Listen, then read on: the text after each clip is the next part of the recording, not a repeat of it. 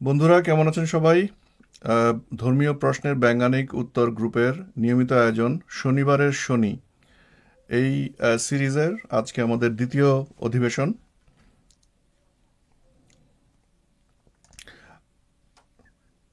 আমি ছোট করে একটু টেস্ট করে দেখছি যে আমাদের সাউন্ড শোনা যাচ্ছে কিনা। আম, হ্যাঁ, ফ্যান্টাস্টিক, আমাদের সাউন্ড শোনা যাচ্ছে।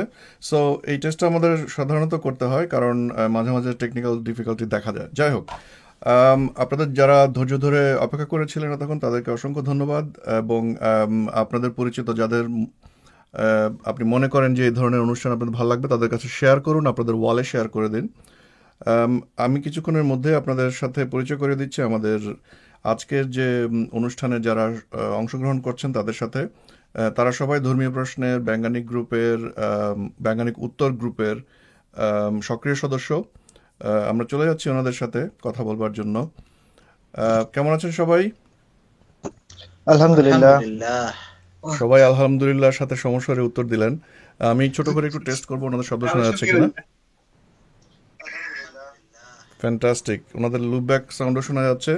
দ্যাট মিনস টেকনিক্যালি আমরা সেট। আমরা আগামী 1 ঘন্টা আম, আমাদের আদব লেহাজের সাথে ধর্মীয় প্রশ্নের বৈজ্ঞানিক উত্তর বিষয়ক চর্চা আম, করতে পারবো। তো শুরু করার আগে আমরা আমাদের পরিচয় পর্বটা সেরে নিতে পারি। আম, সবার সর্বডানে আপনারা দেখতে পাচ্ছেন পেছনে উজ্জ্বল আলো। ওনার নাম হচ্ছে অনুসন্ধানী আবাহন। ওনাকে ওনাকে আপনি কি নিজের পরিচয় নিজেই দেন কিছুক্ষণ? না, আমি ড্যানিয়েল দত্ত নামে পরিচিত। অনুসন্ধানী আবাহন ব্লগ নেম, ওটা এখন বাদ দিই। আমাকে সবাই আপনারা ড্যানিয়েল দত্ত নামে চেনেন, আগের পর্বে ছিলাম। ফ্যান্টাস্টিক। আমরা কৌস্তবের কাছে চলে যাচ্ছি তাহলে। হ্যাঁ, আমি কৌস্তভ। বেসিক্যালি সবাই কমান্ডান্তে নামে চেনে মোটামুটি। আগে এই প্রথম লাইফে। ওকে। ওনার কণ্ঠ শুনে বোঝা যাচ্ছে উনি আসলে আমাদের যে একটি কাল্পনিক লাইন বা এক ধরনের বিভেদ রেখা, যেটাকে আমরা বর্ডার বলে চিনি, সেই বর্ডারের ওই পারের মানুষ। সো উনি আমাদের সঙ্গে যুক্ত আছেন এবং ওনার আজকে অ্যাডিশনাল যেটা উনি আমাদের সাথে করছেন সেটা হচ্ছে মাঝে মাঝে টুংটাং আহ, সেতার উনি বাজাচ্ছেন, সাউন্ড তাই না? ইফেক্ট দেবেন আমাদেরকে, মাঝে মধ্যে সাউন্ড ইফেক্ট থাকবে। হ্যাঁ, এবং এরপরে আমাদের সাথে যুক্ত হচ্ছেন শুধু যার একজোড়া চোখ এবং একটা হালকা লেবাস দেখা যাচ্ছে, উনি একজন নুরানি পাগড়ি দেখা যাচ্ছে। পথিকৃৎ। আপনি নিজের পরিচয়টা একটু দেন। আসলে পরিচিত আর কিছু নাই, আমরা সকলে আল্লাহর বান্দা। আমরা আসলে নিজেদের পরিচয় দিচ্ছি এক একটা নামে। গরম কফি নাম আমার, ই আর কি। আলহামদুলিল্লাহ, আপনার সাথে আপনাদের সবার সাথে আলহামদুলিল্লাহ। পরিচয় হয়ে সুখে আনন্দিত হলাম। আম, তো আজকে আমরা কি নিয়ে কথা বলবো? সমসাময়িক বিষয় নিয়ে বলতে পারেন যে এখন দেশের অবস্থা। আসলে প্রথম পর্ব তো আসলে কোনো টপিক না রেখে আজকে আমরা এই এলেভেল হতে। আমাদের সমসাময়িক বিষয়, হ্যাঁ, তাহলে মোটামুটি বেশ। আমরা কোনো স্পেসিফিক কেন টপিককে অ্যাটাক না আমরা করেই জাস্ট আড্ডা দিই জাস্ট একটা আড্ডা। বিষয় নিয়ে। একদম একদম। সমসাময়িক বিষয় এবং নানা অদ্ভুত অদ্ভুত ফানি হ্যাঁ, প্রবলেম ফেস করে সেই বিভিন্ন রিলিজিয়াস অ্যাসপেক্টস এ, তো সেগুলো নিয়েও ডিসকাস করা যায়।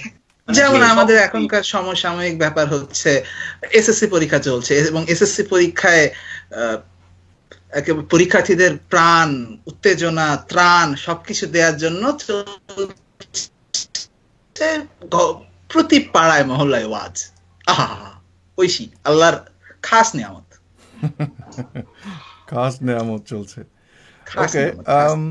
ঠিক আছে, তাহলে কোথাকার পানি কোথায় যায় সেটা আমরা দেখেই। আমাদের এখানে কাউকে কিন্তু আসলে তেমন একটা এখন পর্যন্ত দেখা যাচ্ছে না। সম্ভবত এই ভিডিওটা এই প্রথম আমরা আমাদের পেজ থেকে করছি। সাধারণত এটা আমার অ্যাকাউন্ট থেকে করা হয় এবং অনেকেই হ্যাঁ, আমরা সম্ভবত এই প্রথম আমাদের পেজ থেকে এই ভিডিওটা করছি। এর রাইট, আগে গ্রুপে ছিল। রাইট। সো যারা সম্ভাবনা আছে যে এটা লাইভে খুব বেশি লোক এই মুহূর্তে দেখছেন না, কারণ যদিও গ্রুপের ভিতরে এটা পিন করে রাখা, কিন্তু সম্ভবত গ্রুপের ভিতরে খুব কেউ কিছু নেই। আমি একটা কাজ করি, ছোট্ট করে এটাকে হ্যালো, আমি বরং শেয়ার দেই। চেক, শুনতে পাচ্ছেন? আমাদের মনে হয় গ্রুপে যেই করা দরকার দরকার এবং গ্রুপে থাকা উচিত। এটা পেজটা আসলে এটা একটা ব্যাকআপ থাকবে। হ্যাঁ, ওয়েল না, পেজটা আসলে পেজের ভিডিওটা কিন্তু গ্রুপের মধ্যে শেয়ার করা এবং পিন করা আছে, তো আমি এটা আবার তবুও শেয়ার করে দিই। আম,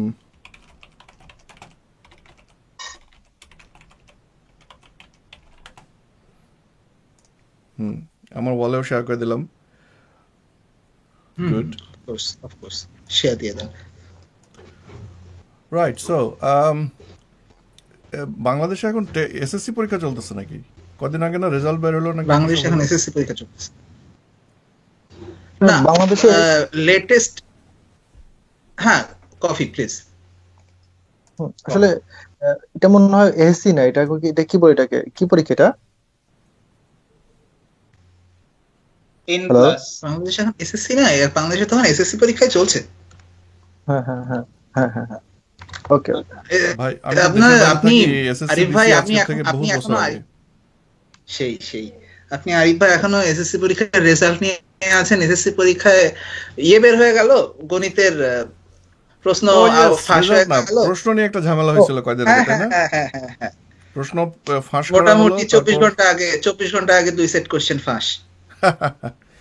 এবং সেই আল্লাহর প্রশ্নেই নিয়ামত, পরীক্ষা হলো। আল্লাহর নিয়ামত। আল্লাহ আল্লাহ তাআলা আল্লাহ তাআলা আমাদের এসএসসি পরীক্ষার্থীদের জন্য তার দিল ফানা হয়ে যাচ্ছে। তিনি free এই সমস্ত সার্ভিস দিয়ে যাচ্ছেন তাদেরকে। একদিকে সারাদিন শোনো, দেন রাতের বেলা সুন্দর পেয়ে যাবে তুমি কোশ্চেন,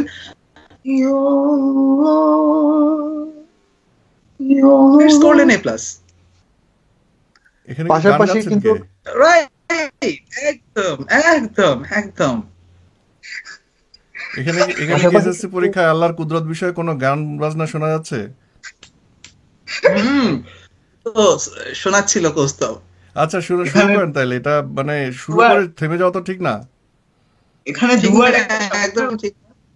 এখানে দুয়ার একটা সামান্য চেষ্টা হচ্ছিল, আমি পরে দেখছি যাতে ভালো করে করা যায়, ভাবতে হবে, একটু আচ্ছা সময় ঠিক লাগবে। আছে, আপনি রান্না করতে থাকেন, আমরা আবার আমাদের আলোচনায় ফিরে যাই। একদম। হুজুর আসলে হুজুর মামুন সাহেব, আপনি কিছু বলেন। গরম কফি। গরম কফি সাহেব, আচ্ছা, রাইট, সরি। এখানে আসলে ওই মামুন, আব্দুল মামুন, পাল্লা এবং নানান রকম কনফিউশন তৈরি হয়ে যায়, তো এই জন্য মাথার ভিতর ঠিক থাকে না। হ্যাঁ, গরম কফি। আসলে হয়েছে কি, সব শুধুমাত্র প্রশ্ন হলেই হবে না। প্রশ্ন আপনার হাতে আসবে, কিন্তু যদি আপনার প্রতি নিয়ামত না থাকে, আপনি কিন্তু এই প্রশ্ন দিয়ে অ্যান্সার করতে পারবেন না। এর জন্য দরকার প্রপার ওয়েতে কিছু সাপোর্ট দরকার। হুম, ওয়াজ হচ্ছে, আহ, শুভ নাম জপ হচ্ছে। ইন্ডিয়াতেও নাকি এখন এসএসসি পরীক্ষা চলতেছে, আমাদের দেশে হচ্ছে এসএসসি পরীক্ষা।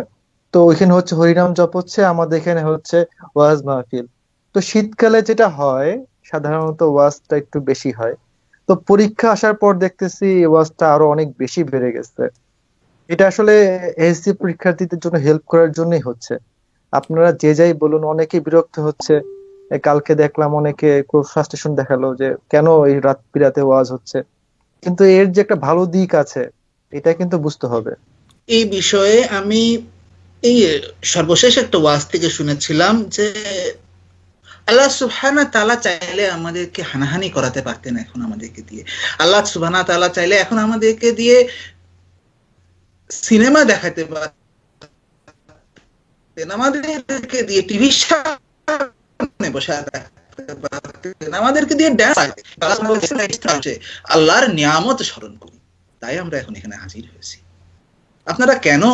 আপনারা কেন ব্যঙ্গ বিদ্রুপ করেন? কেন কেন? খুব খারাপ, এটা খুব খারাপ। এটা ওনারা কি বোঝে না যে এই যে ওয়াজ মাহফিল করে আসলে ছেলে পিলেদের পড়াশোনার সহায়তা করা হচ্ছে, তাই না?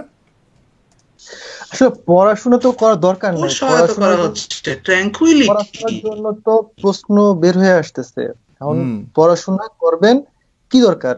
সকালবেলা প্রশ্ন পেয়ে যাবেন। দরকার হচ্ছে পরীক্ষাতে প্রশ্ন অ্যান্সার করলে, যাতে যে প্রশ্নে খাতা দেখবে আপনি সেটাতে আপনাকে রাত 9টার, হ্যাঁ বলছিলাম যে আপনাকে রাত 9টার সময় 2 সেট প্রশ্ন দিয়ে দেওয়া হবে, হুম। আপনি সেটা প্র্যাকটিস করতে থাকবেন। দেন সকাল 9টার সময় বলে দেওয়া হবে যে অমুক সেটটা আসছে। হুম। দেন আপনার অবজেক্টিভ কোশ্চেন একেবারে 100 to 100% মিলছে। আপনি রাত ট্রাঙ্কুইলিটি অর্জন করবেন, ওয়াজ শুনবেন, আল্লাহর কথা শ্রবণ করবেন। হ্যাঁ, আর এদিক দিয়েও কিন্তু বলা যায় যে যে পড়াশোনা, কফি যে আপনার বেদাতি পড়াশোনা এখানে চলে থাকে সেটা তো আসলে ঠিক না, তাই না? এটা তো ওই যে আফ্রিকার কোন একটা দেশে নাকি যে বোকো হারাম, অর্থাৎ বলেছিল যে বই হচ্ছে গিয়ে হারাম। সো সেই হারাম বই পড়াশোনা করে তারপরে পরীক্ষা দেওয়া, পুরো জিনিসটাই তো আসলে হারাম। এই হারাম কাজটা যাতে ওয়াজের মাধ্যমে কিছুটা পরিষ্কার পরিচ্ছন্ন হয়ে পরের দিন পরীক্ষায় যাওয়া যায়, সেজন্যই তো হুজুররা ওয়াজ করে থাকে, তাই না? রাইট, এই একদম বিষয়ে ঠিক। এই না, বিষয়ে একটা অদ্ভুত ইহুদি ইহুদি ইহুদি নাসারাদের পড়াশোনা আপনারা করতে পারেন না। এইটা 98% মুসলিমের দেশ। আপনি আপনি আপনি পারেন না ইহুদি নাসারাদের ওই ওই বানর থেকে মানুষ হওয়া পড়াশোনা আপনি মুসলমানের বাচ্চার উপর চাপিয়ে দিতে পারেন না, পারেন না, পারেন না। আস্তাগফিরুল্লাহ, সবাই বলেন লা হাওলা কফি ওয়ালা কুতুকুতুবাল্লাহ। লা হাওলা লা হাওলা লা কুওয়াত। এখানে আরেকটা কথা আছে, লা হাওলা ওয়ালা কুওয়াতা ইল্লা বিল্লাহিল আযীম। আপনি এখানে একটু একটা যোগ করতে চাই। মুসলমান সন্তান আমরা, পকে গল এসে গেল। 92%, হ্যাঁ 92% মুমিনের দেশ আমাদের। এখানে আমাদেরকে উচিত, আমাদের প্রতিটা মুমিনের উচিত, কফি ভুল তথ্য দিবেন আমি না, কফি হ্যাঁ ভুল অবশ্যই তথ্য দিবেন না, কফি ভুল তথ্য দিবেন না। 92%। 98% মুমিনের দেশ, 98% মুমিনের দেশ, ভুল তথ্য দিবেন আচ্ছা না। আচ্ছা ঠিক আছে, আপনি আর আপনি 6% করে নিতে ইসলামের পারেন, আর 2% করে নেন। আচ্ছা, একটা প্রশ্ন। এই যে হারাম, মানে বোকো হারাম আর কি, মোর স্পেসিফিক্যালি, তো না, বই যখন হারাম হচ্ছে সেক্ষেত্রে কি কুরআনও হারাম? হ্যাঁ, না, এই যে বললেন মানে বই হারাম, বোকো হারাম বলছে, বোকো হারামের হারামি স্টেট মানে বোকো হারাম কোরআন বলছে যে হ্যাঁ, তাহলে কি কোরআন তো বই না ভাই, কোরআন তো বই না, কোরআন হচ্ছে কোরআন বিধান, কোরআন হচ্ছে আল্লাহর তো বাণী। বই না, এটা তো হ্যাঁ বই না, কিন্তু বই আকারে এটা কোরআন কোনো মানুষের বই কাছে না। আনা হয়েছে। উম্মতের আসলে বই পড়ে কোরআন শিখতে হয়, অথচ সবাই তো হাফেজ হওয়া উচিত ছিল। ইসলামে তো বলেছে সবাইকে হাফেজ হতে। যেদিন সবাই হাফেজ হয়ে যাবে সেদিন আর ছাপানোর দরকার হবে না, বকো তখন প্রপারলি হারাম হয়ে যাবে। কিন্তু সেক্ষেত্রে মানে এই যে ছাপিয়ে প্রচার বা এই যে ছাপানো, এটাও তো একটা হারামি। হ্যাঁ, অবশ্যই সেক্ষেত্রে হারামি। এটাকে বলে সারে সারে সারে হারামি বলে এটাকে। বেশ বেশ বেশ। এখানে একটা কথা আছে, আমি যোগ করতে জি। চাই। জাস্ট এই যে সেই দিন কিয়ামতটা হবে। আহ, হ্যাঁ, উম, আমি একটু যোগ করতে চাই। দত্ত দত্ত বুঝতে হবে আমরা যে আমরা কফির কাছ থেকে একটু শুনতে চাই। হ্যাঁ হ্যাঁ একটু যুক্ত করতে চাই আমি এখানে, হ্যাঁ, যে শিওর শিওর। প্রত্যেক মুসলমানের উচিত যে তার জীবন দর্শনকে ফলো করা। সে তার জীবনে যে কাজগুলো করছে সেগুলো করা, যেগুলো করে নাই সেগুলো না করা। কিন্তু দেখতে হবে সেই লোক কিন্তু আমাদের সেই মহান যে যাকে ফলো করতেছি আমরা, সে তার সমগ্র জীবনে কোনদিন পড়ালেখা করে নাই। সে লিখতে বা পড়তে জানতো না। সে কোনোদিন কোনো বই পড়ছে, কোনোদিন কোনো বই লেখছে, এরকম কোনো অপবাদ কেউ দিতে পারবে না। তো আপনারা কেন যে তাকে ফলো করবেন, কিন্তু তার জীবনাদর্শ ফলো করবেন না কেন? আপনার এইটাই তো বই যে সবচেয়ে পড়তেছে, গুরুত্বপূর্ণ কথা। মুসলমানের নবী যদি মোহাম্মদ হতে পারে, এটা খুবই ভালো বলেছেন আপনি। ওনাকে সবাইকে ওনার জন্য কিছু এক্সট্রা আপনাদের যে বরাদ্দ সোয়াব, সেটা ওনাকে কিছুটা দিয়ে দেন। উনি ভালো একটা পয়েন্ট এখানে আনছেন। মানে মুসলমানদের নবী যদি মোহাম্মদ হতে পারে এবং তিনি যদি অশিক্ষিত হতে পারেন, তাহলে মুসলমানরা কেন পড়াশোনা করবে? নবীকে ফলো করা হচ্ছে সুন্নত। তার মানে প্রতিটা মুসলমান আসলে টোটালি অশিক্ষিত থাকাটাই হচ্ছে প্রপার সুন্নত। সেদিকে মুসলমানেরা কিন্তু যাওয়ার জন্য যথেষ্ট পরিমাণ চেষ্টা করে থাকে। এই প্রসঙ্গে কোরআনে একটা মানে খুব সুন্দর কথা বলা আছে। সূরা 12, ইউসুফ পারা 13, আয়াত 103। কিন্তু তুমি যতই চাও, এদের অধিকাংশ লোকই মেনে নিতে প্রস্তুত হবে না। এইটুকু। হ্যাঁ, কাদের কথা বলা হচ্ছে এখানে? Lovely lovely lovely lovely lovely. এই যারা এই জন্যই কোরআন। হ্যাঁ, একদম। আপনি যখন যেখানে যে প্রশ্নের জবাব খুঁজবেন, চোখটা বন্ধ করে কোরআনে আঙ্গুল দেবেন, যেখানে আঙ্গুলটা পড়বে সেখানে আপনি সমাধান পেয়ে যাবেন। আহা, বলেন সবাই একটু মারহাবা। বলেন সবাই সুবহানাল্লাহ সুবহানাল্লাহ। আপনারা সুবহানাল্লাহ নিয়ামত জানেন না, কিন্তু সুবহানাল্লাহ অনেক নিয়ামত আছে। কেউ যদি বলেন হুজুর, মন থেকে সুবহানাল্লাহর নিয়ামত শুনি সুবহানাল্লাহ আমরা। কেউ যদি মন থেকে একবার সুবহানাল্লাহ বলে, তাহলে জমিন থেকে আসমান, যে আসমানের সীমা আজ পর্যন্ত কেউ আবিষ্কার করতে পারে নাই, সেই সীমা অসীম পরিমাণ দূরত্ব সওয়াব এবং নেকি দিয়ে পূর্ণ হয়ে যায়। মাত্র একবার সুবহানাল্লাহ বললে। এই নেকি সুবহান দিয়ে আল্লাহ পূর্ণ হয়ে যায়, এটা কি দেখা যায়? আলহামদুলিল্লাহ। নেকি শুধু দেখা যায় না, এর ভর আছে, মাস আছে। আচ্ছা, হ্যাঁ, তাহলে এটা ভর আকাশে আছে। প্লেন গুলো তখন ঝুপঝাপ করে আচ্ছা, পড়ে আচ্ছা, যায় না? এখন কথা আছে, এখানে আরেকটা হাদিস আমি বলতে চাচ্ছি।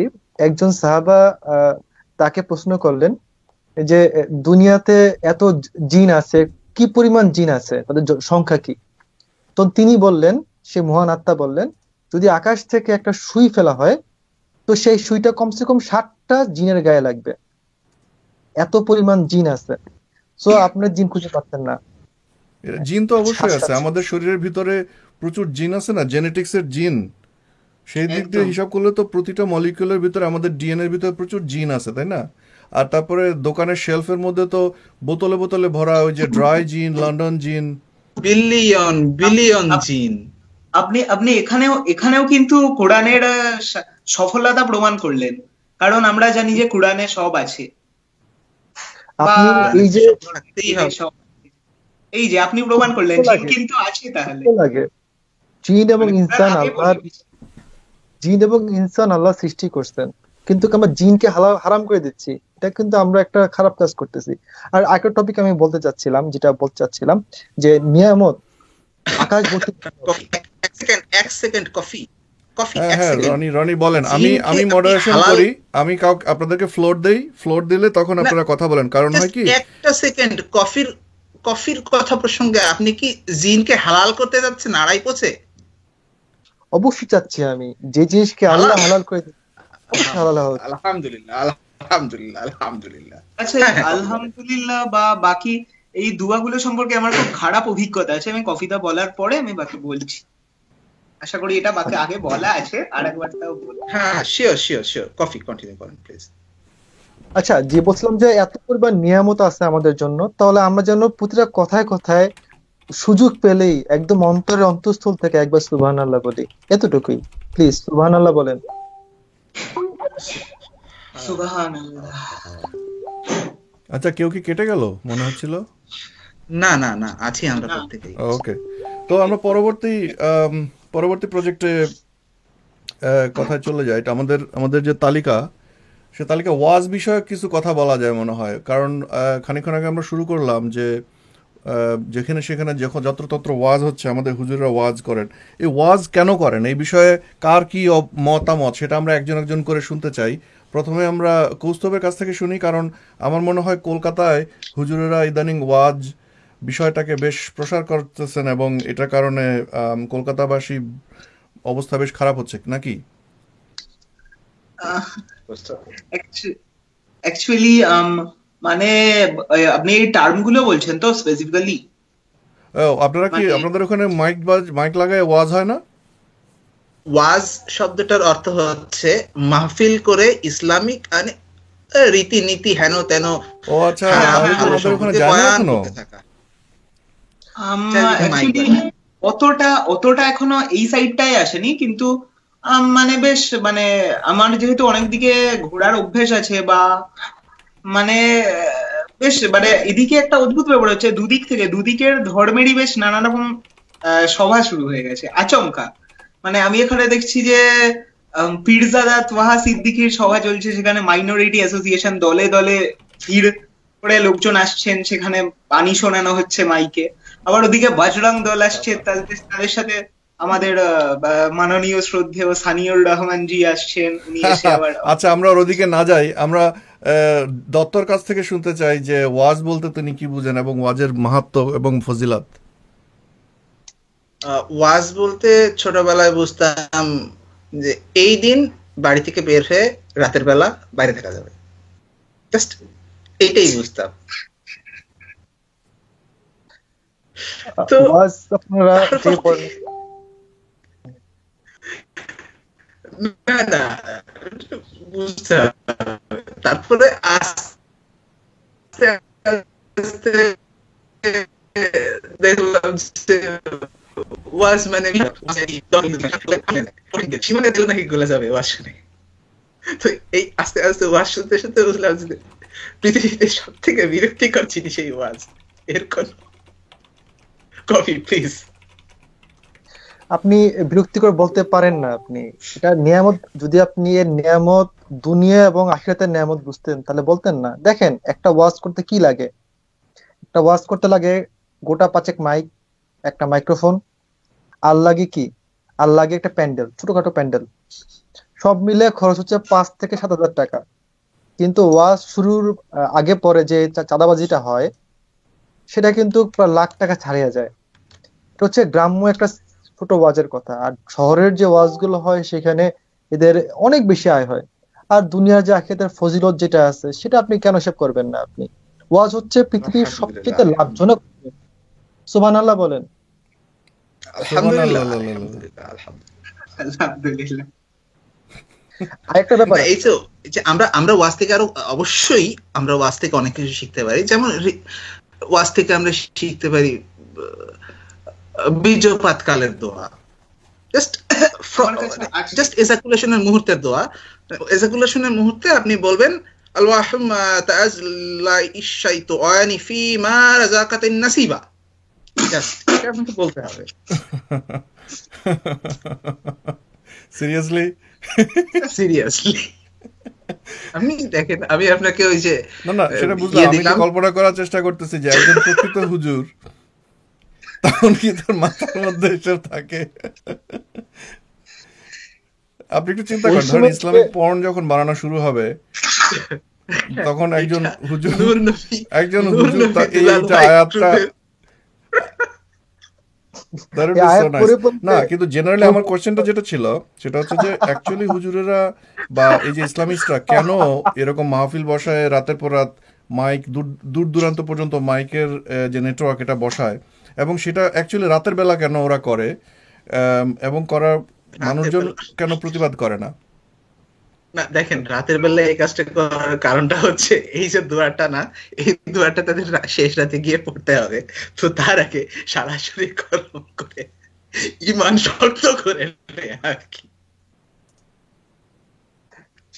ওয়াজ গুলো হয় শীতকালে, যে শীতকালে একটু ঘন ঘন ওয়াজ দরকার আছে। এটা শরীর গরম হয়, এই এই গরম হওয়া দরকার আছে। এরে বলে শীতকালীন ওয়াজ। বর্ষাকালীন ওয়াজ বলতে কিছু নাই, কিন্তু শীতকালীন ওয়াজ। শীতকালে ঠান্ডা হবে, হুজুর আসবে, শক্ত হবে, ইমান শক্ত হবে। ওয়াজ মানে এক গরম গরম কিছু, শীতকালীন ওয়াজ মানে আরো গরম কিছু। হুম। এখানে ও আচ্ছা, একজন এদিকে একটা দোয়া দোয়া দেওয়া হচ্ছে দেখি। ওরে সর্বনাশ! দেন আপনি ছি, ছি, বাড়ি ছি, যাবেন, ছি, ছি। বাড়ি গিয়ে দোয়াটা পড়বেন। না না না না হ্যাঁ না। হ্যাঁ হ্যাঁ, এই তো সেই দোয়াটা। হ্যাঁ, এটাও কিন্তু বলা আছে তাই না, যে মানে যে সময়ের দোয়া সেই সময় পড়তে হয়, আর অন্য সময় পড়লে একদম কি যে হয়? সময়, অন্য সময় পড়লে তো কোনো ফজিলত থাকলো না। আহ, আচ্ছা, ফজিলতের ডেফিনিশন কি? এই জিনিসটা আমার একটু বোঝা দরকার, কারণ বিভিন্ন রকম আরবি শব্দ বাংলায় ঢুকানো হয়েছে, কিন্তু এগুলো প্রকৃত মিনিং আমরা জানি না, এবং এগুলো দিয়ে আসলে কি বোঝানো হয়? বোঝানো কি হয় সেটা না হয় বলতে পারি, প্রকৃত মিনিং কিন্তু বলতে পারবো না। আর ফজিলতে বোঝানো হয় যে আপনার গিয়ার গুলো সব একটা পর একটা কাজ করে এটা এক্সিকিউট হলো। আপনি এখান থেকে দোয়া করলেন, দোয়া ইথারের মাধ্যমে আসমান ভেদ করে চলে গেল না আরো না সে, না না, দেন এটা তো ওইখানে প্রসেস হলো, টেকনিক্যাল বর্ণনা হয়ে গেল, এটা প্রসেস তো হয়ে বৈজ্ঞানিক রিটার্ন আসলো। দ্যাট বৈজ্ঞানিক ইজ দ্য উত্তর হইল ফজিলত। না। হোয়াট ইজ ফজিলত? দোয়ার দোয়ার ফজিলত আছে, কিন্তু দোয়াটা হচ্ছে যে এটা বিশ্বাস করতে হবে। আপনার নাস্তিক মানুষ বুঝবেন কি করে? আপনার মনে যদি ইমান থাকতো তা আপনার আমলের যে বরকত বুঝতে পারতেন। এটা আপনার বুঝতে হবে, না বুঝলে কিন্তু খবর আছে। আচ্ছা, আমি যে বুঝলাম না, এটা তাহলে আমার দোষ? অবশ্যই অফকোর্স আপনার আপনার দোষ। দোষ। অবশ্যই। জলে একদম জলে তোবা তোবা একদম পানির মতো পরিষ্কার বোঝানো আছে আপনি কোরআনে থামেন, সবকিছু। আপনি জল বললেন কেন? আপনি আপনি তবা করেন, আস্তাগফিরুল্লাহ, তবা আস্তাগফিরুল্লাহ। যান, দাঁড়ান, আমি লাইভ বন্ধ করতেছি, আপনারা যে উজু করে আসেন। আপনারা জল বলছেন, লা হাওলা ওয়ালা কুতু কুতু আল্লাহ। আপনি আমার উজু ভেঙে দিচ্ছেন একেবারে। জল শোনার সাথে সাথে সবার উজু ভেঙে গেছে, তাই না? একদম একদম। আমি কিন্তু ভাবছিলাম এই দূরে এই বোধহয় গাড়ি এই অ্যাক্সিডেন্ট করছে, just ধুম করে এই একটা শব্দ ব্যাপারে আমার হয়েছিল। মনে পড়লো, এই ওযু ভাঙার ব্যাপারে আমার মনে পড়লো ছোট্ট অবদান।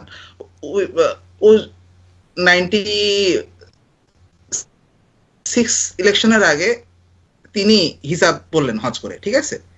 দেন বাকি রইলো মতিয়া এবং এপারে মমতা, ওই পারে মমতা, এপারে মতিয়া। কার কথা বলতেছেন? তখন আরে আওয়ামী লীগের মমতা চন্দ্রবিন্দু আর আওয়ামী লীগের মতিয়া আর তৃণমূলের মমতা, ঠিক আছে? মতিয়া চৌধুরী ওই সময় চালু হিজাব হয়েছিল পড়ছিল। মফস্বলে, হুম। হিসাব পড়ছিল হাসিনা ম্যাডাম।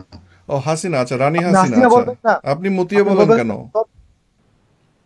না, চন্দ্রবিন্দু তিনি বলবেন, বলবেন চন্দ্রবিন্দু যুক্ত তিনি।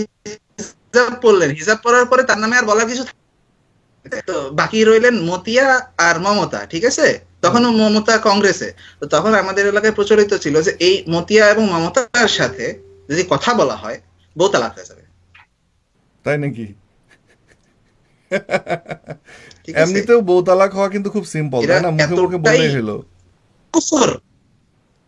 হ্যাঁ, আচ্ছা, আমি কুফর ছোট যে করে তাদের একটু সাথে যদি আপডেট কথা দিই। বলা হয় বউ তালাক। হ্যাঁ, আপনারা একটু ইয়ে ধীরে একটু ব্রেক নেন, আমি একটু ছোট্ট করে একটু আপডেট দিই। কয়েকটা ইয়ে পাচ্ছি আমি, কমেন্ট পাচ্ছি, সেখানে বলা হচ্ছে এবং খুব ভালোই আমি বলবো যে বাবুল ইসলাম বলতে পারছেন, উনি গালিগালাজ করতেছেন। উনি বলতেছেন মিস্টার আরেফ যদি চ্যানেল এসে একটা প্রোগ্রাম, ও আচ্ছা কিনি কি জানি বলতেছেন, উনার ইসলাম সম্পর্কে নলেজ নাই। আচ্ছা ঠিক আছে, একটা পজিটিভ কমেন্ট পাইছি প্রবীর কুমার, উনি বলতেছেন ভাই আমি কিন্তু খুব সিরিয়াসলি নিতে চাচ্ছি আপনাদের আলোচনা, কিন্তু হেসে ফেলছি, এর দায় আপনাদের, আমরা খুবই দুঃখিত। মামুন মিয়া বলতেছেন নাস্তিকের বাচ্চা জারজ, এটা উনি গালি দিলেন আমাদেরকে। গালিটার মানে গ্রামাটিক্যালি কারেক্ট কিনা এটা আমাদের একটু ভেবে দেখতে হবে। ওহো, একজন একটা ভুল করে ফেলছেন, উনি বলতেছেন ওনার নাম সুজন আরাফাত, উনি বলতেছেন লাইভ ভিডিও উনি দেখা শুরু করছেন কিন্তু দোয়া না পড়ে। লাইভ ভিডিও দেখার দোয়া কি আছে? এটা এটা কি আমরা কি মানে আনতে পারি একটা হ্যাঁ আছে, দোয়া আছে। লাইভ যদি ভিডিও কখনো দেখার দোয়া? এটা কি? এটা হচ্ছে বিসমিল্লাহ, কেউ যদি বিসমিল্লাহ বলতে ভুলে যায় তা বলবে বিসমিল্লাহ আমুতুহু ও আখিরাহু। এটা কি দেখেন মুতু করার আমাদের দোয়া লাইভ, বলছেন আপনি? দুর্মিয়া আমুতু, আমুতু তো মুতু করার দোয়া। আমুতু মানে হচ্ছে শুরু থেকে শেষ পর্যন্ত, হ্যাঁ, শেষ হচ্ছে মুতু, ওরে শেষ বাবা, মানে মুতু। শেষ মানে মুতু? আ মানে শুরু, মুতু মানে শেষ, আমুতু ও আখিরাহু। এটা অ্যাকচুয়ালি ওইটা তো বেসিক্যালি এই আমৃত্যু। জিনিসটা বেসিক্যালি এই আপনি বুঝতে জিনিসটা হবে প্রতিটাও এই দোয়া আছে। জিনিসটা অর্থাৎ আপনি মানে জন্ম, দোয়া আছে, এক্ষেত্রে একটা অদ্ভুত জিনিস দোয়া জানা আছে। গেল। আচ্ছা, কৌস্তব কি জানি বলতেছেন? এক্ষেত্রে এই আমুতু, তো এক্ষেত্রে আমরা সবাই বাঙালি, আমরা বাঁ দিক থেকে ডান দিকে লিখি, আর আরবিতে লেখা হয় কি ডান দিক থেকে বাঁ দিকে। তো আমরা স্বাভাবিকভাবেই প্রথমে মুতু আসে, তারপরে আহ আসে, তো এখানে সেটা আহ মুতু, মানে আচ্ছা আচ্ছা সবটাই ওই আমৃত্যু ব্যাপার আর কি। আচ্ছা, আমার কথা একটা জিনিস কথা হঠাৎ মনে আসলো, আমরা বাঙালি বলি কি বাঁ থেকে ডান দিকে লিখি? কারণ বাঙালিতে বাঁ আছে। না ইংলিশটাও লেখে বা থেকে ডান দিকে। আচ্ছা, এই ব্যাপারে আমি একটা জিনিস কনফার্ম হয়েছি আসলে, যে কেন কোরআন থেকে ইহুদি নাসারা সবকিছু বের করে ফেলে, মুসলিমরা পারে না। হোয়াই? মুসলিমরা কোরআন পড়ে ডান দিক থেকে, ইহুদি নাসারারা কোরআন পড়ে বাম দিক থেকে, এই কারণে তারা সবকিছু পায়, মুসলিমরা আঙ্গুল চষে।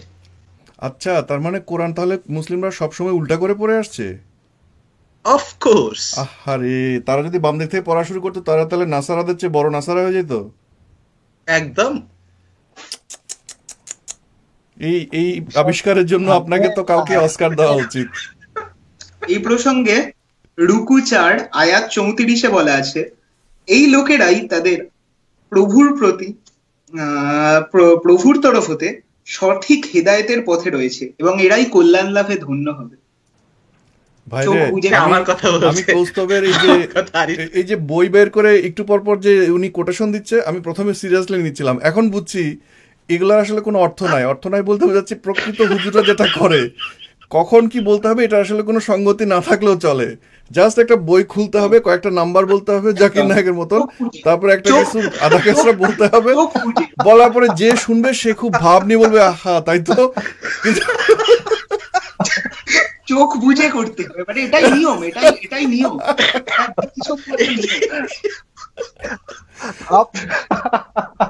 আমি এতক্ষণ ধরে বুঝি নাই, বলি লোকটা এত তাড়াতাড়ি একটা করসপন্ডিং জিনিস কিভাবে খুঁজে বের করে, এখন মনে হলো করসপন্ডিং দরকার নাই। চোখ বুজে যেখানে আঙুল যেখানে আঙ্গুল ফেলবেন সেটি হচ্ছে সমাধান। ফ্যান্টাস্টিক। বাই দ্য ওয়ে, আমরা কিন্তু খুবই দুঃখিত যে কয়েকজন পায়ন্দা মুমিনকে আমরা কষ্ট দিচ্ছি, এটা ঠিক না।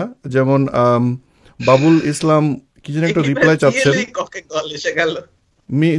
মোহাম্মদ শেখ মুমিন উনি উনি অনুরোধ করছেন আমাদেরকে, হাসবেন না দয়া করে, আপনারা দয়া করে এই কোরআন, মুসলিম, ইসলাম এসব বিষয়ে হাসবেন না, এগুলো হাসির বিষয় না, এগুলো কান্নাকাটির বিষয়। পুরো দুনিয়া জুড়ে কান্নাকাটি করতেছে।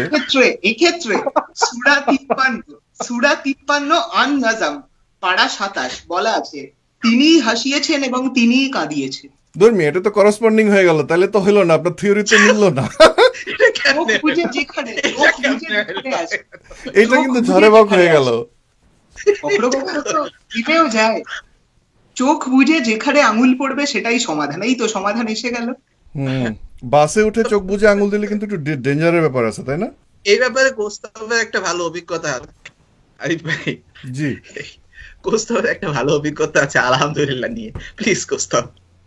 হ্যাঁ কোস্তাব বলো। আলহামদুলিল্লাহ। হ্যাঁ, আমি 2 বছর বাদে ব্যাপারটা বুঝতে পেরেছি। অ্যাকচুয়ালি আমি তখন সবে বাংলাদেশি ইউটিউব চ্যানেলগুলো দেখা শুরু করি, বা নাটক বিভিন্ন, তো ওখানে সব জায়গাতে বিভিন্ন শব্দের প্রয়োগ, যেমন আলহামদুলিল্লাহ, সুবহানাল্লাহ, নাউজুবিল্লাহ, তো এরকম শব্দের প্রয়োগ দেখা শুরু হয়েছে। তো এবার আমি শব্দগুলো, আমি ভেবেছি সব শব্দের অর্থ এক, মানে সবকিছুই একটা মানে ওই মানে ভালো থেকো এরকম অর্থ ব্যবহার। হ্যাঁ, তো আমার এক বন্ধু ছিল চিটাগং এর, ড্রামার, খুবই ভালো ড্রামার, আমি নাম বলছি না।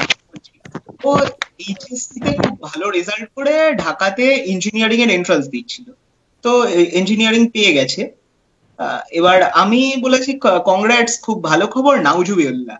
তো সেই বন্ধু আমার সাথে আর কথা বলেনি। আর এরপরে আমি প্রথমবার এরকম ব্যাপার হয়েছে বলে, পরের বার আমার স্কুলের বন্ধু এটা, তো ওরা বাবা মারা যাওয়ার পরে আমি ভুল করে মানে দুঃখ বলে এরকম আলহামদুলিল্লাহ বলেছিলাম, কারণ প্রথমবার নেগেটিভ রিয়াকশন, পরের বার আমি শব্দটা পাল্টে দিয়ে, মানে আমার কাছে সব শব্দের অর্থ এক, তো পরের বার আমি শব্দটাতেই পাল্টে দিই আলহামদুলিল্লাহ। এই জন্য সবচেয়ে ভালো হচ্ছে সেফ থাকা। সেফ হচ্ছে মাজল তফ বলতে হবে। মানে সেই বন্ধু আমার সাথে আর কথা বলে না।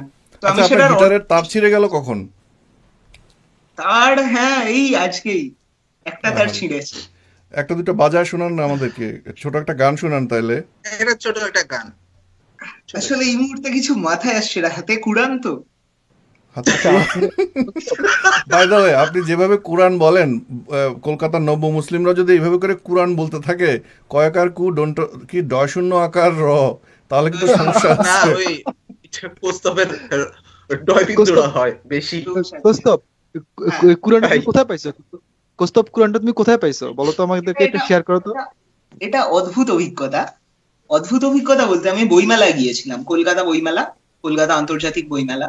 তো সেক্ষেত্রে মানে সেখানে মানে আমি ঘুরতে ঘুরতে আচমকা দেখি কিছু সাদা জামা, সাদা পাঞ্জাবি পরা ভদ্রলোক এসে বলেন যে আসুন, এখানে আমাদের কুরআন রাখা আছে, আপনারা একটু এসে দেখে যান।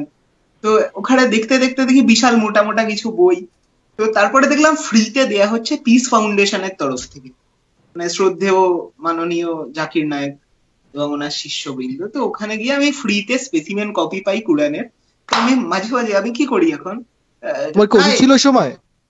তোমাকে একবার প্রশ্ন করছে তোমার অজু ছিল কিনা? অজু না, আমায় প্রথমে কেন পড়তে চাই, কি চাই, কেমন লাগছে, তারপরে আমি কি না কি, তারপরে ভদ্রলোক আমার সৃষ্টির রহস্য নুরানি লেবাসে কিভাবে বিগ ব্যাং এবং নানা রকম বিগ ব্যাং কিভাবে হলো ইত্যাদি ইত্যাদি ঘটনা বলি বোঝাচ্ছিলেন। এবং অদ্ভুত ব্যাপার, যেই শুনলেন আমি নাস্তিক, তখন ওরা বাংলা থেকে চোস্ত ইংলিশে চলে গেলেন। খুব অদ্ভুত লেগেছিল। তো এইভাবে আমার হাতে প্রথম কুরআন আসে। তো আমি এখন চোখ বুঝে আঙুল দিয়ে যে কোনো একটা বাক্য খুঁজে আমার কাছে মনে হচ্ছে আপনার যে কুরআন, এটা আসলে প্রপার কুরআন না, কারণ আমি দেখতে পাচ্ছি এটা আসলে পেপার ব্যাগ। কুরআন তো পেপার ব্যাগ হওয়ার কথা না, এটা তো হার্ড কপি এবং খুব। আরে ভাই, আমরা এর কাছ থেকে ওই কোস্তাবের থেকে শুনে যেটা বুঝলাম, যে এই যে কুরআনে না, এখানে অনুবাদের যে ধরনটা আছে, একদম আপনার শুনলে মনে হবে আপনি বাইবেল পড়ছেন, মানে বাংলা বাইবেল শুনছেন। এটা কি ওই যে ঈসা মসিহি কি জানি ওরা করছে? না, এটা একদম পিস ফাউন্ডেশন, জাকির নায়েকের পিস ফাউন্ডেশনের। ও, কিন্তু অ্যাকোমোডেট আর কি। এই যে বাংলা বাইবেলে সৌদি কিন্তু আরবের একটা এরা অভ্যস্ত। এনজিও। এই যে এরা কলকাতা বা আশপাশের ছেলেরা, এরা বাংলা বাইবেলে কিন্তু অভ্যস্ত। এই বাংলা বাইবেলের ধাঁচের এদের হাতে তুলে দেওয়া হচ্ছে এখন ফ্রি কোরআন। আচ্ছা, কোরআনের এক্ষেত্রে ভাষা রীতি আমাদের দেশের অনুবাদের সাথে এই কোরআনের অনুবাদের কোনো মিল নেই। এটা একদম বাইবেলের বাংলা অনুবাদের মতো। আমি একটা অদ্ভুত জিনিস পেয়েছি এখানে, মুহাম্মদ আল্লাহর বার্তাবাহক, তো সেখানে সেটি অনুবাদ করেছেন অধ্যাপক KS রামাকৃষ্ণ রাও, মানে আমায় ফ্রিতে দেয়া হয়েছে। ওয়েল প্রথম এখানে অনেক কোরআন নাকি বাংলা অনুবাদ করেছিল গিরিশচন্দ্র নামের এক ভাই জন। গিরিশচন্দ্র সেন। রয়। তো এই হ্যাঁ, লোকটা কি সেন, গিরিশচন্দ্রের সেন, নাতিপুতি গিরিশচন্দ্র টাইপের সেন। কিছু নাকি? কিন্তু রাও ইনি না, তো গিরিশচন্দ্র সেন বাঙালি, আর এই রামারাও তো সাউথ। আইয়ো আচ্ছা আচ্ছা আচ্ছা। জাকির নায়কের কথা একটু আমরা আলোচনা করতে পারি। জাকির নায়কের কি অবস্থা? মানে সে নাকি মানে দৌড়ানি খেয়ে এখন কোথায় পলাতক? দেখেন, সে কোথাও পলাতক হোক বা না হোক, তার প্রচুর টাকা আছে, তার জামাই আদর করার লোক আছে, তার ফাউন্ডেশন তো চলতেছে। দেখেন না, এদের কাছে প্রচার হচ্ছে, এর মতো বহু সবার কাছে যাচ্ছে ফ্রি কোরআন, ফ্রি হেন তেন, ভালো ব্যবহারে তো কোস্তব মুগ্ধ ওদের আচার ব্যবহারে। এবং ইউটিউবে গার্গেলও করে বেড়াচ্ছেন। সে যাক না, সেগুলি তো হচ্ছে গত 20 বছর ধরে সে যেটা করতেছিল সেটার এক ধরনের নক অন এফেক্ট। কিন্তু রিসেন্টলি আমি যেটা শুনলাম, ওই যে ব্রেক্সিটের সাথে সামহাও এটা মনে হয়েছিল কানেক্টেড। সে সৌদি আরবে গেল, পুরস্কার পাইলো, তারপরে নাকি সে মুম্বাইতে আসার আগে আগে তার বিরুদ্ধে একটা সিরিয়াস ধরনের কমপ্লেইন উঠলো এবং সংবাদ সম্মেলন সে বাতিল করলো। তারপর নাকি আফ্রিকায় পালায় গেল। সে আর আসতে পারে না, সে আর ঢুকতে পারে না ইন্ডিয়াতে। সেটা কেন? মানে এই রিসেন্ট কাহিনীটার কারণ কি? গ্রেফতারি পরোয়ানা জারি করা হয়েছে আর কি, তার এগেইনস্টে করা হয়েছে সম্ভবত হাইকোর্ট। আপনারা কোথাকার কোন জাকির নায়ক, সরি কোথাকার কোন না, সেই জন্য নবীর মতন সম্মানিত ব্যক্তি, তো তিনি আলোচনা করতেছেন এদিকে কিন্তু এখান থেকে মায়ানমার থেকে আমাদের মুসলমান ভাইরা পালিয়ে আসতেছে, তাদের বিষয়ে কিছু বলতেছেন না কেন? আস্তাগফিরুল্লাহ, এটা আমাদের খুব খারাপ হয়েছে। হুজুর আপনি বলেন। মায়ানমার থেকে রনি, সরি আমি রনি বলতেছি, গরম কফি হুজুর আপনি একটু কিছু বলেন, আপনি একটু কফি ঢালেন। হ্যাঁ হ্যাঁ অবশ্যই। দেখেন, মায়ানমার থেকে আমাদের নাফ নদী সাতটে পার হয়ে এসে সাথে পকেটে দুই একটা ইয়াবা করে নিয়ে চলে আসতেছে তারা। তো এসে তারা পাহাড় কেটে জঙ্গল কেটে আমাদের দেশটাকে বাসযোগ্য করতে চাচ্ছিল। সরকার চক্রান্ত করে তাদেরকে একটা দ্বীপে নিয়ে যাচ্ছে। দ্বীপের নামটা খুব ইন্টারেস্টিং। হ্যাঁ, তো ওখানে কেন নিয়ে যাচ্ছে, এর পারপাসটা কি আপনাকে বুঝতে পারতেছেন? এটা একটা, এর পিছনে একটা সুদূর প্রসারী লক্ষ্য আছে সরকারের। না, আমরা তো জানতাম না, কাহিনীটা খেয়াল বলেন করছেন? হুজুর। হ্যাঁ, এটা কথা আছে। না, ঠ্যাঙ্গাল্যান্ড। হ্যাঁ হ্যাঁ বলেন। হ্যাঁ, ঠ্যাঙ্গার, এই যে দ্বীপে না হচ্ছে সেই দ্বীপের নাম হচ্ছে ঠ্যাঙ্গার দ্বীপ। আমরা তো ঠ্যাঙ্গার বলতাম ওই যে দুষ্টামি করে। হ্যাঁ, এই চরটার নাম হচ্ছে ঠ্যাঙ্গার চর। এই ঠ্যাঙ্গার চর আসলে আমাদের নতুন হাব অফ ইকোনমিক জোন হতে যাচ্ছে। আমাদের প্ল্যান আছে এই যে ঠ্যাঙ্গার চরের লোকেশনটা হচ্ছে আমাদের হাতিয়া থেকে 18-20 কিলোমিটার সাগরের ভিতরে। তাই নাকি? আমার তো ধারণা ছিল হাতিয়া আর ইঞ্জিন ছাড়া নৌকা দিয়ে যাওয়া যাবে না।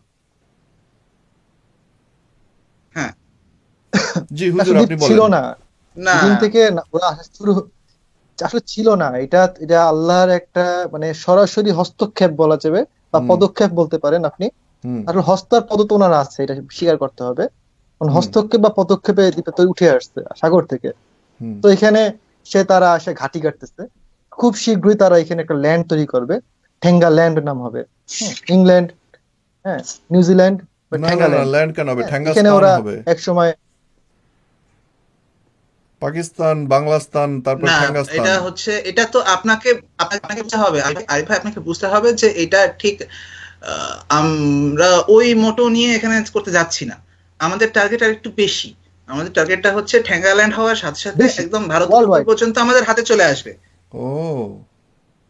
ওকে, দেন আমরা একদম কেপ অফ গুড হোপে চলে যাব, সেখান থেকে সোমালিয়ান জলদস্যুদেরকে দিয়ে দেব। Then it will be a direct piracy hub. এবং এই পরিকল্পনা নিয়ে বর্তমানে অনেকেই হাসি ঠাট্টা করছে, কিন্তু এর ভবিষ্যতে এর একটা বিশেষ মানে ভবিষ্যতে এর সাকসেসফুল হওয়া নিয়ে কিন্তু বেশ আমরা অনেক একটা কি বলবো আশাবাদী। কট্টর যুক্তি পাই কোরআনে। আচ্ছা, আমরা কি আসলে সিরিয়াস আলোচনা করতেছি নাকি হ্যাঁ, ব্যঙ্গানিক এখানে বুঝতেছি কোরআন না তো, আছে আমি আলহামদুলিল্লাহ। কনফিউজড।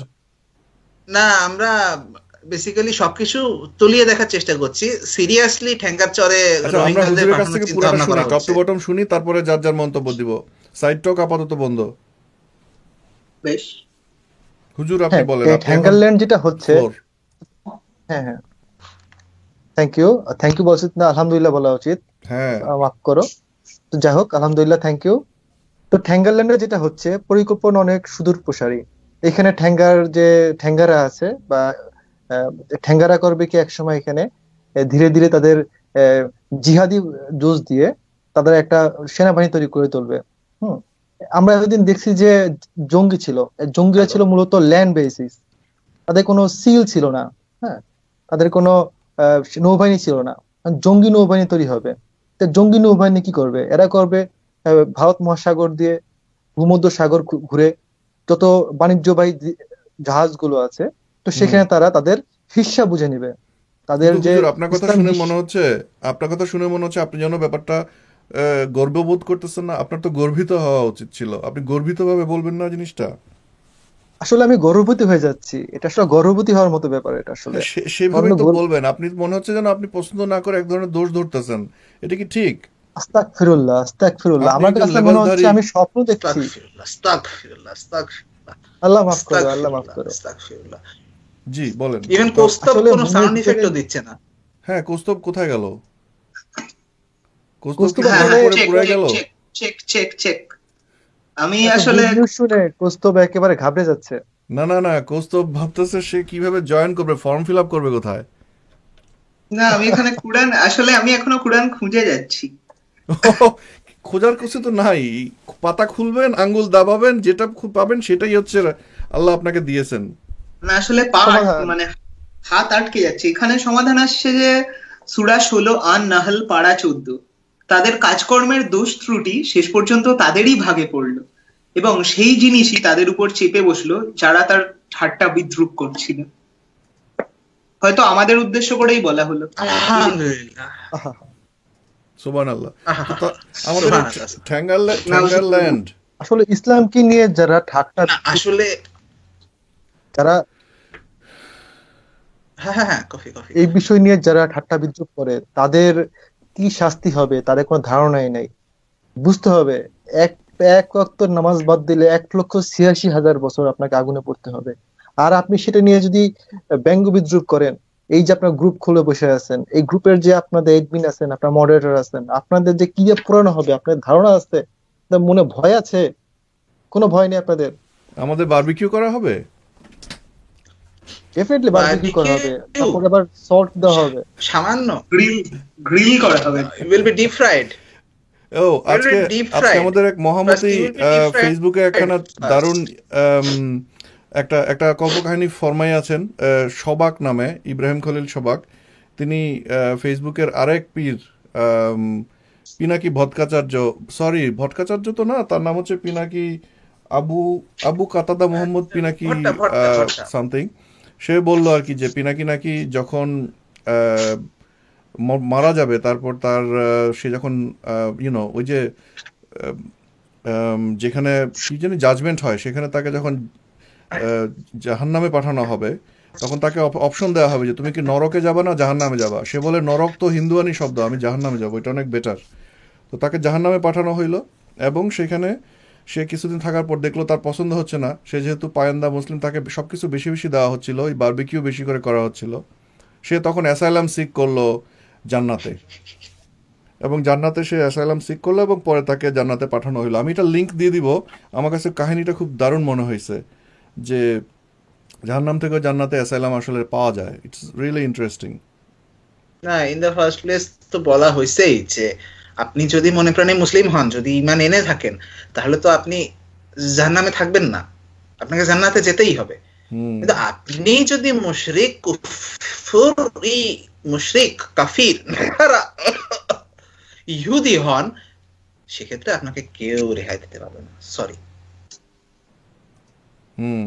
তো আমাদের পিনাকি আমরা আমরা তাহলে এই ঠ্যাঙ্গারল্যান্ড বিষয়ক আলোচনায় ইয়ের সাথে রনির কাছ থেকে, সরি রনি বলি, দত্তর কাছ থেকে কিছু শুনি। আমাদের অলরেডি মনে আপনার ইন্টারনেট কিন্তু একটু ঝামেলা করতেছে, বাই দ্য ওয়ে, ব্রেক হয়ে আমার কাছে হয়ে ভেঙে গেছে। আসতেছে। এটা কি আমি সবারই একটু হচ্ছে? এই বিষয়ে একটু, না আমার ঠিক আছে, আমি এদিকে আমি একটু অ্যাড করতে চাচ্ছি। তো জি দেখেন বলেন। হ্যাঙ্গারল্যান্ডের কিন্তু ফিউচার আছে। এক সময় কিন্তু ক্যারিবিয়ান অঞ্চলে পাইরেটসরা খুব বাড়াবাড়ি করতেছিল। তো হ্যাঁ। তারা কিন্তু ওই সময় তাদেরকে অনেক বদনাম হয়েছে, কিন্তু ইন ফিউচারে তারা কিন্তু সিনেমা তৈরি হয়েছে পাইরেটস অফ ক্যারিবিয়ান।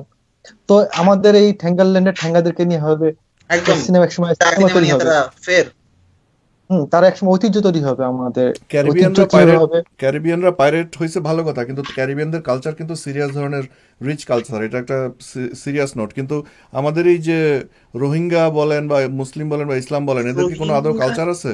মুসলিমদের কালচার নিয়ে অবশ্যই আপনি প্রশ্ন কালচার। করেন, মুসলিমদের কালচার নিয়ে প্রশ্ন করেন, লা এই যে হাওলা কি ওয়ালা আমাদের কুওয়াতা। আগুনে জ্বালানো। প্রস্তাব, তুমি কি গিটার তুমি চাপা না, তার গিটার মনে হয় দেখেন এই যে কাজিন বিয়ে করার ট্রেডিশন অন্য কোন কোন জাতিতে নাই, একমাত্র এই কাজিন বিয়ে করার ট্রেডিশন, ঐতিহ্যটা কিন্তু আমাদের মুসলমানদের কাছ থেকে কিন্তু পিছিয়ে পাইছে।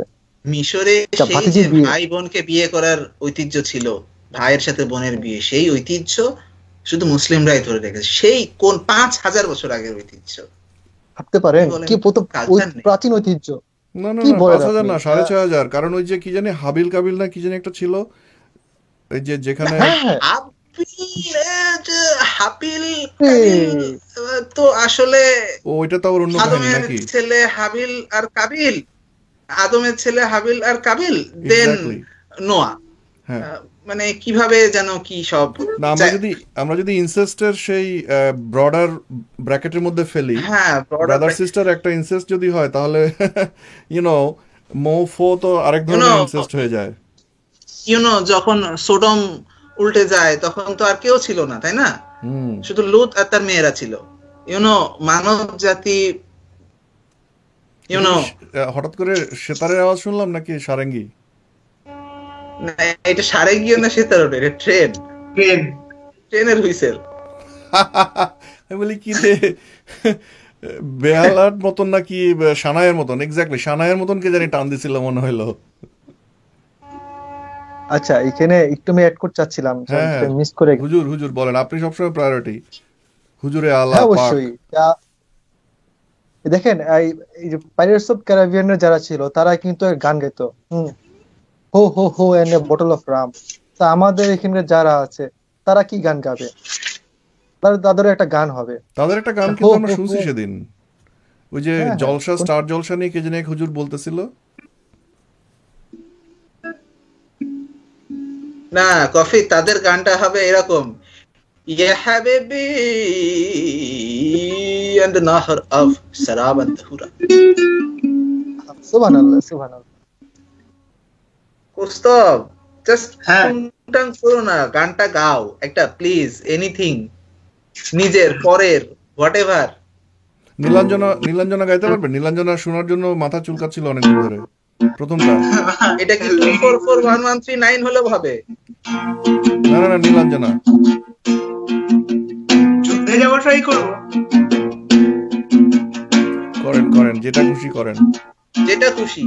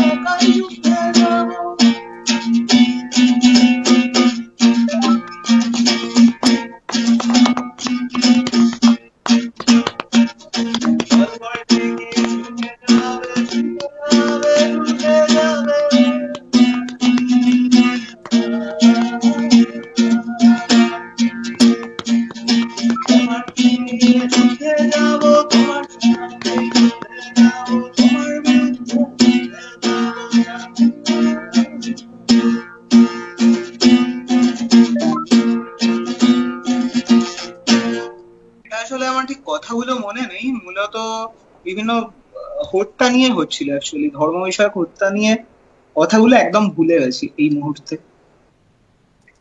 এটা কাকে দেখা যাচ্ছে এখানে?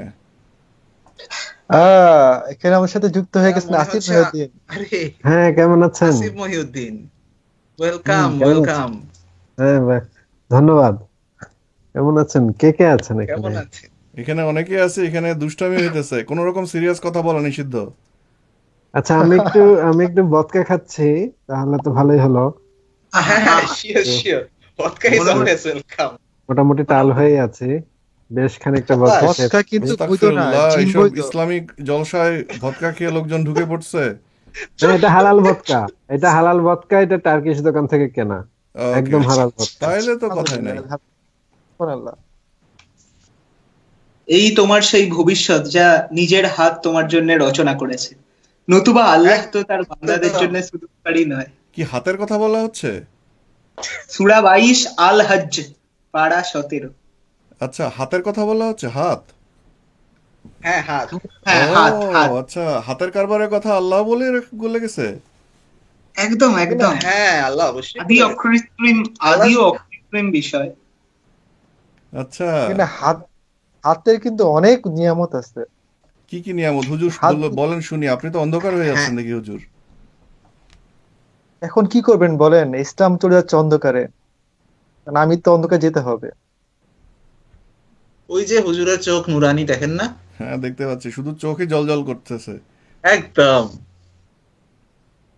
চোখ তো আসলে অনেক কারণে জল করে। সেদিন বইমেলায় গেলাম, বইমেলায় যে যা দেখলাম, আমার চোখে তো জল করে শুরু করলো। জানেন কি? বইমেলায় কি দেখলাম আমি? কি দেখলেন? দেখলাম সেই পবিত্র প্রাণী ছাগলের ছবি, একটা ছাগলের ভাস্কর্য স্থাপন করা হয়েছে। আপনাকে একটা ছবি মনে হয় দেওয়া হয়েছে ইনবক্স, আপনি দেখতে পারেন। জাতীয় পশুর যে ভাস্কর্য। বইমেলাতে ছাগলের হ্যাঁ, ভাস্কর্য কে বসাইলো, কেন বসাইলো? এটা আসলে স্বীকৃতি প্রদান করা হয়েছে না, ছাগলকে। অনেস্টলি এটা যে আমি বইমেলা, জোকিং না, আমি অনেস্টলি জানতে চাচ্ছি। আমি দেখতে পাচ্ছি ছবিটা, এটার কাহিনীটা কি? হ্যাঁ অবশ্যই কাহিনী আছে। এই কাহিনী বুঝতে হলে আপনি বুঝতে হবে ছাগলের ইতিহাস কি। হ্যাঁ, এই ছাগল চড়াইতে যে, এই ছাগলের প্রতি বিনোদন দিতে যে কিন্তু একজন মহান ব্যক্তি, একটা মহান ধর্মের সৃষ্টি হয়েছে। এই ছাগল চড়াইতে এই ছাগল যে চড়াইছে বলেই কিন্তু তৈরি হয়েছে। তা ছাগল না থাকলে কিন্তু তিনি কিন্তু ভাতে মরতেন। তো হুম। ছাগল আছে বলেই তিনি ছিলেন। হুম। ছাগলের কিন্তু একটা অবদান আছে। আচ্ছা, সেই অবদানটা আমি কি? কি একটা আপনি তো কাজ খালি করব? আমি কি একটা কাজ করব, যে আমি কি আমার প্রোফাইল দিয়ে এই লাইভটার ইয়াটা শেয়ার করব, তাহলে হয়তো অনেক লোকজন এসে যোগ দিতে পারে।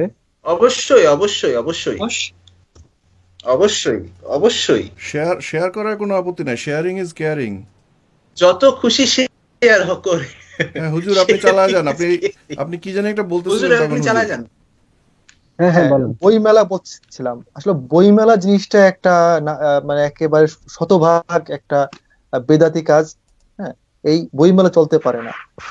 হ্যাঁ, বইমেলা জিনিসটা একটা বেদাতি, তার উপরে আবার বই। আমাদের বইমেলা চলতে পারে না, বইমেলা বন্ধ করা উচিত। তো সেই জায়গায় হবে বউ মেলা। বউ হচ্ছে যে বৌমেলার কাহিনী কি? আলহামদুলিল্লাহ। বৌমেলার ব্যাখ্যা করেন একটু। আলহামদুলিল্লাহ। হোয়াট ইউ মিন বাই বৌমেলা? আসলে বইমেলার জায়গায় বউ মেলা কেন হবে? হ্যাঁ, হ্যাঁ, বই কিন্তু কোনো কাজে লাগে না, কোনো কাজের জিনিস না। আমাদের যে মহান নবী, সে কোনোদিন বই পড়ে নাই, সে শুধু হ্যাঁ। বউ কালেকশন করছে। তার Right. প্রচুর বউ ছিল, হ্যাঁ। কিন্তু সে কোনো বই কালেকশন করেনি। তার মৃত্যুর পরে তার ঘরে কিন্তু কোনো বই খুঁজে পাওয়া যায় নাই, শুধু বউ খুঁজে পাওয়া গেছে, হালিতে বউ, ডজনে বউ। সো বউটাই হচ্ছে সবচেয়ে প্রয়োজনীয় জিনিস। তো আমাদের তিনি প্রকৃত এমনি সুন্নতি নিষেধ করেন মুসলমান নাই। হতে হলে আমাদের উচিত হচ্ছে তিনি বেশি এমনি করে বউ নিষেধ করেন নাই। কালেকশন করা, নাকি? একদম Right. একদম। আমরা যদি চাই বউ মেলায় হবে, বউ মেলায় স্যাম্পল রাখা থাকবে, আমরা স্যাম্পল সহিহ দারুল সুন্নাহ কায়দায় বাছাই করব। এই কথাগুলো কিন্তু আমার ঠিক মন মতো হলো না। মোহাম্মদ কিন্তু অনেক বই টই পড়তেন, তিনি কিন্তু বাইবেল টাইবেল পড়তেন, বাইবেল টাইবেল সম্পর্কে তার জ্ঞান ছিল। অশিক্ষিত মূর্খ। না, আমাদের এটা সুন্নাত হচ্ছে একেবারে ভুল অশিক্ষিত কথা। থাকা। আমাদের এটা একেবারে সুন্নাত ভুল কথা। অশিক্ষিত থাকা। মানে না, এটা একেবারে ভুল আমরা কথা। আসিফ, মোহাম্মদ আমরা কিন্তু আমি একটু ঢুকি এখানে। আমরা কিন্তু এখানে ধর্মীয় প্রশ্নের ব্যঙ্গানিক উত্তর দিচ্ছি, আমরা এখানে সিরিয়াস কথা কেউই বলতেছি না। কিন্তু কিন্তু ভুল তো বলতে পারেন না ভাই, ভুল তো বলতে না পারেন না, না, বলে যান এটা তো আসিফ ভাই, ভুল। বলে যান, পরে কি হলো? মোহাম্মদের কিন্তু দুইজন শিক্ষক ছিলেন এবং দুইজন শিক্ষক কিন্তু মোহাম্মদকে বেশ ভালো বলেন বলেন বলেন বলেন শিক্ষা বলেন। দিয়েছিলেন। তো এই জিনিসগুলা কিন্তু আপনারা মানে মোহাম্মদকে অশিক্ষিত বলতে পারেন না। ওনার কিন্তু বাইবেল সম্পর্কে ধারণা ছিল, ইনজিল সম্পর্কে ধারণা ছিল, ওল্ড টেস্টামেন্ট নিউ টেস্টামেন্ট দুইটা সম্পর্কে তার ভালো ধারণা ছিল, এবং সেই ধর্মগ্রন্থগুলো থেকে কিন্তু তিনি অনেক কপি টপি করেছেন, এবং প্রি ইসলামিক যে আহ, কবিতা ছিল সেই সম্পর্কেও ওনার ভালো ধারণা ছিল। উনি বিভিন্ন কেন আহ, কেন কেন কেন ইমরুল কায়েসের কবিতা থেকে উনি উনি একটা আয়াত মেরে দিয়েছিলেন। লুঙ্গি নিয়ে কেন টানছেন তার?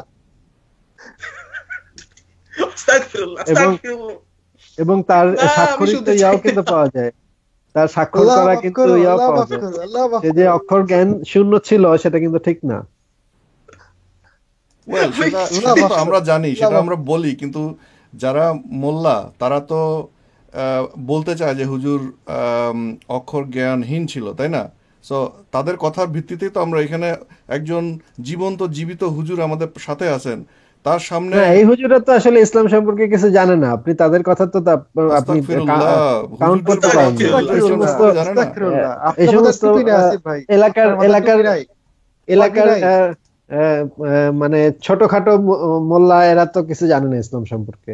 ইসলাম সম্পর্কে অন্যরা জানে, যারা ইসলাম সম্পর্কে নাসারের গবেষণা কাছেরা করে জানে। তারা জানে। লা হাওলা আপনি ওয়ালা যারা কুওয়াতা, মানে যারা যারা বাম আসিফ ভাই, দিক আপনি থেকে পড়ে, নাসারের কাছেরা কথা যারা বলতেছেন। বাম দিক থেকে কোরআন পড়ে, জাকির নায়েক। আপনি কোন দিকে কোরআন পড়ে আমাকে বলেন? আপনি ডান দিক থেকে পড়েন না বাম দিক থেকে পড়েন? হ্যাঁ, খানিকক্ষণ এর আগে থেকে আমরা বোঝা এস্টাবলিশ যাবে। করছি যে মুসলমানেরা আসলে উল্টা দিক থেকে কোরআন পড়ার কারণে কোনো বিজ্ঞানের আবিষ্কার করতে পারে না।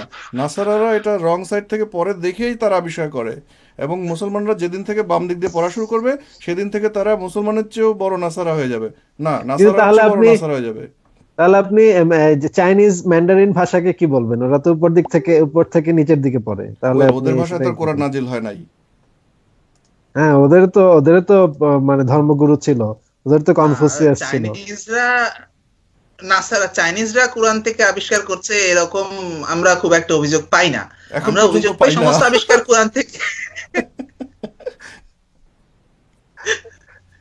চাইনিজরা কোরআন থেকে একটা একটা সুই আবিষ্কার করে নাই।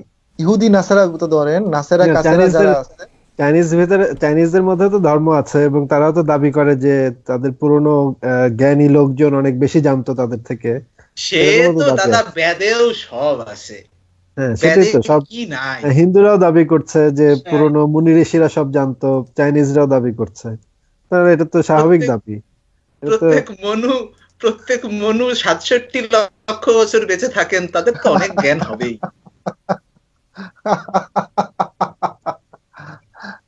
তারা ডাইনোসর পোষেন, ডাইনোসরের কিন্তু একটা মজার কাহিনী আছে। হাল চাষ ডাইনোসর করে। আবিষ্কারের কিন্তু ডাইনোসর গত পর্বে হয়ে গেছে। ডাইনোসরের কাহিনী কি মজার কাহিনী? আরে গত পর্বে বললাম না,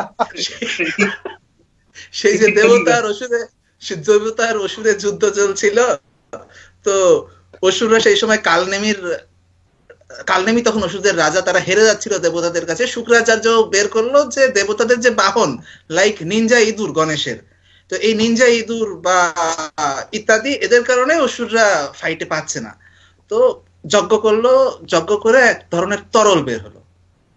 ঠিক আছে, এই তরল নিয়ে পৃথিবীর সব থেকে হিংস্র পশুদের নিয়ে এসে যদি খাওয়ানো হয়, then they will be something special. তো কোনো এক জায়গা থেকে কিছু ধরে নিয়ে আসা হাতির বদলে অমুক সালে তমক, এবার তাদের খাইয়ে দেওয়া হলো, and they become this dinosaurs. ও, ডাইনোসর। ডাইনোসর। ওয়াও। প্রিন্সেস ডায়ানার Then মতো। না, একদম ডাইনোসর অসুর। আচ্ছা আচ্ছা, অনেকে তো ডাইনোসর মন্তব্য এবং লিখছে, অসুরের মিলে হয়ে গেছে ডাইনোসর।